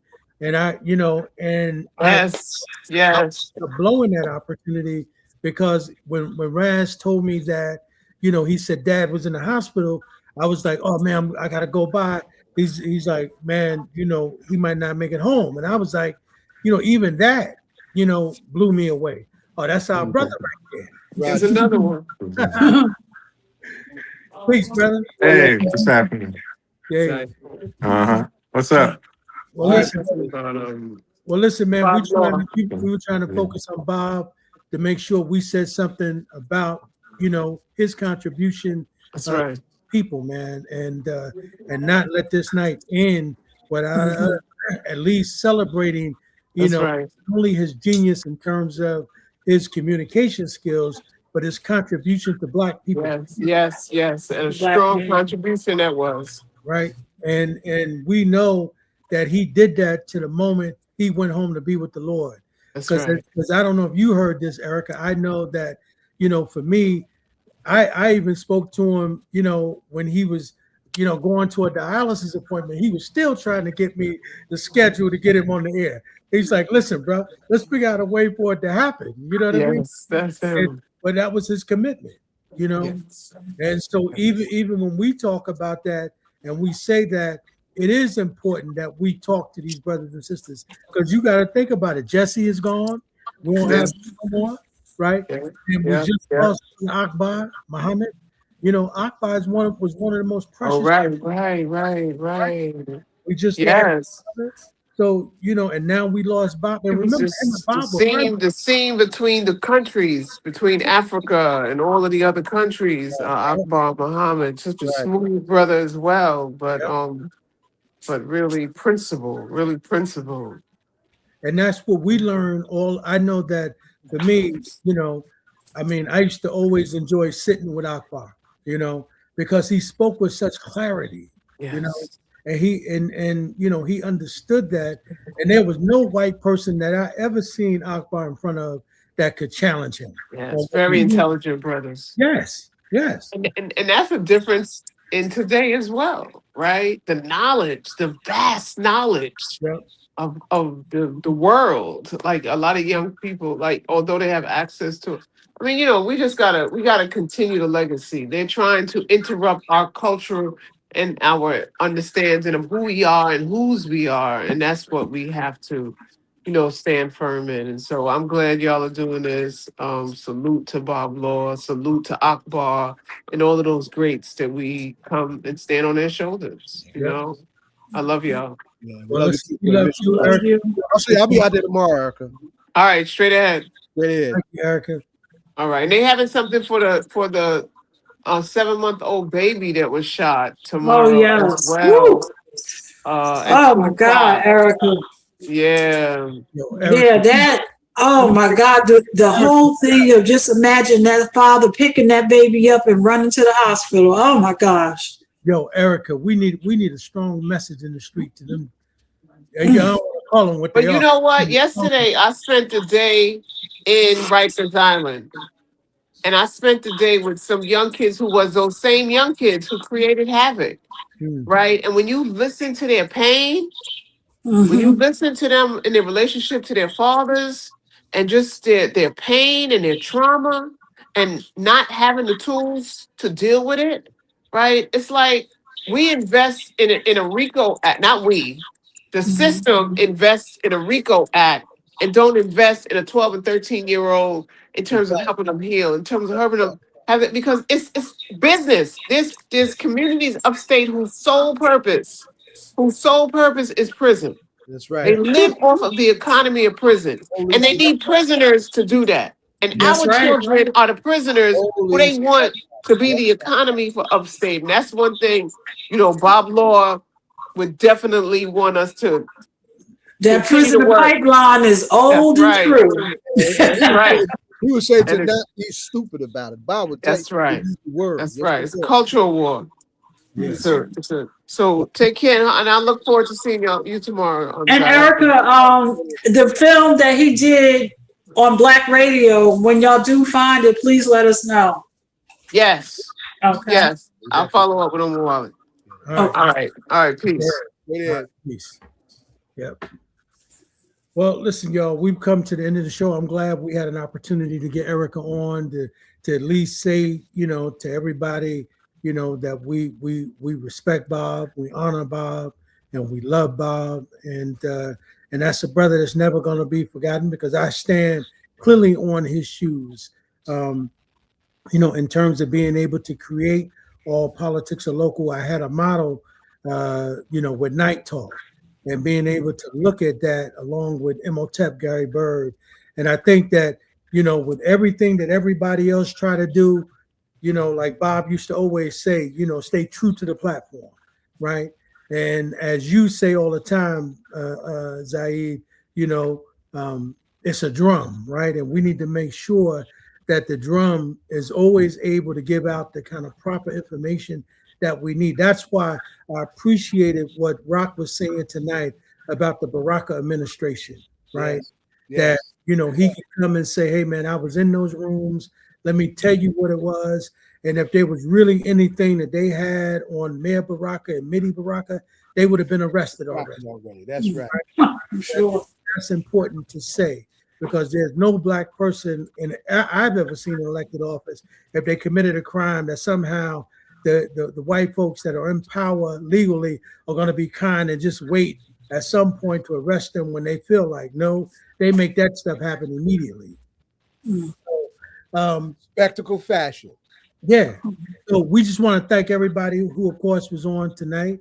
We want to definitely thank all of the candidates who came on, who are running for office for the Board of Education. Kalina, if you know all of their names, you can name them so we can thank them personally. Hasani Council was here today. Javi, I don't know his name. He was here today. Mark Conius and Quamid Childs. And I think Javari Navarro. I'm so sorry for the fourth name. Please forgive me. But he was also here with us today. They're a ticket. They're running together, moving Newark schools forward. Ticket, and in general, the election is April 21st, and 16 and 17-year-olds can vote if they have registered. And if you haven't registered, get registered, please. Register, yes. Because there'll be a November election with a lot of school boards. That's right. So if they can't vote, if they had 16 or 17-year-olds, that's a good point, Donna. Mm-hmm. If you have a 16 or 17-year-old in your home, they might not make this school board election, but there's next year. So let's make sure we're getting kids registered 365 days a year and not just 2 months before the school board election. So thank you, Donna, for saying that. Yeah. And November, there's a lot of elections, the school board elections in November. There's April and November for school boards. So please. Yeah. And as we said earlier, I just wanted to remind everybody that tonight was the night that Dr. King gave the mountaintop speech, but tomorrow is the day that he tragically lost his life. Mm-hmm. And Zaid, I'm sure you'll say more about that. And to all the families, we know this is a holy week, so wishing everybody a blessed time with their families. Yeah, Ed was trying to give me the nod to lift up Elorm, Ocansey, and Felicia Simmons from the Whitesboro Preservation Project. To the point that Donna just made, and I remind young folks, and I remind folks older than me too. From I'm on the back end of the baby boomers, and we're the last generation of people to have actual living memories of Dr. King when he was still alive. So that places upon us an important responsibility to impart to our young just why that is important, and just why he was so important, and why it's important to lift up his legacy. Demo and I were marching today with an interfaith delegation that marched to Delaney Hall from Montclair for Good Friday, right? And I'm going to be in New York with December 12th movement tomorrow. Demo's going to Memphis to the to the museum that was the Lorraine Motel where he stayed and where he was ultimately assassinated, right? We take that very seriously. We take that legacy very seriously. You know, by the way, this also April 3rd, 1964, Malcolm X drops his first iteration of Ballad of the Bullet. Right. He was it. He would be pushing the question of the United Front like he always had when he was on his walk and spent one of his last days in Selma, Alabama, supporting Martin Luther King when he was in prison as a guest of the Student Nonviolent Coordinating Committee. So the United Front is the order of the day. Absolutely. Well, with that, we definitely want to thank everybody for tuning in. And of course, we thank Rahaman for coming through and doing, Pastrami Over Politics. We appreciate that. And we want to thank, of course, all of the, the guest hosts for y'all, coming through. Appreciate that. Until next week, what you say, Zaid? We catching win? Before he says it, it was Jordy Nivar. Jordy Nivar. That's the one that didn't get an opportunity to, so we may have to find some time to get that brother at least 15 minutes to come back and say, his platform. Tech difficulties. Yeah, he was having some technical difficulty, but we owe him 15 minutes. So if you happen to talk to him, Kalina, tell him that we'll definitely find some time to get him back on before the election. All right, Zaid, we're catching where? In the whirlwind. Catch y'all in the whirlwind. We heard that twice tonight.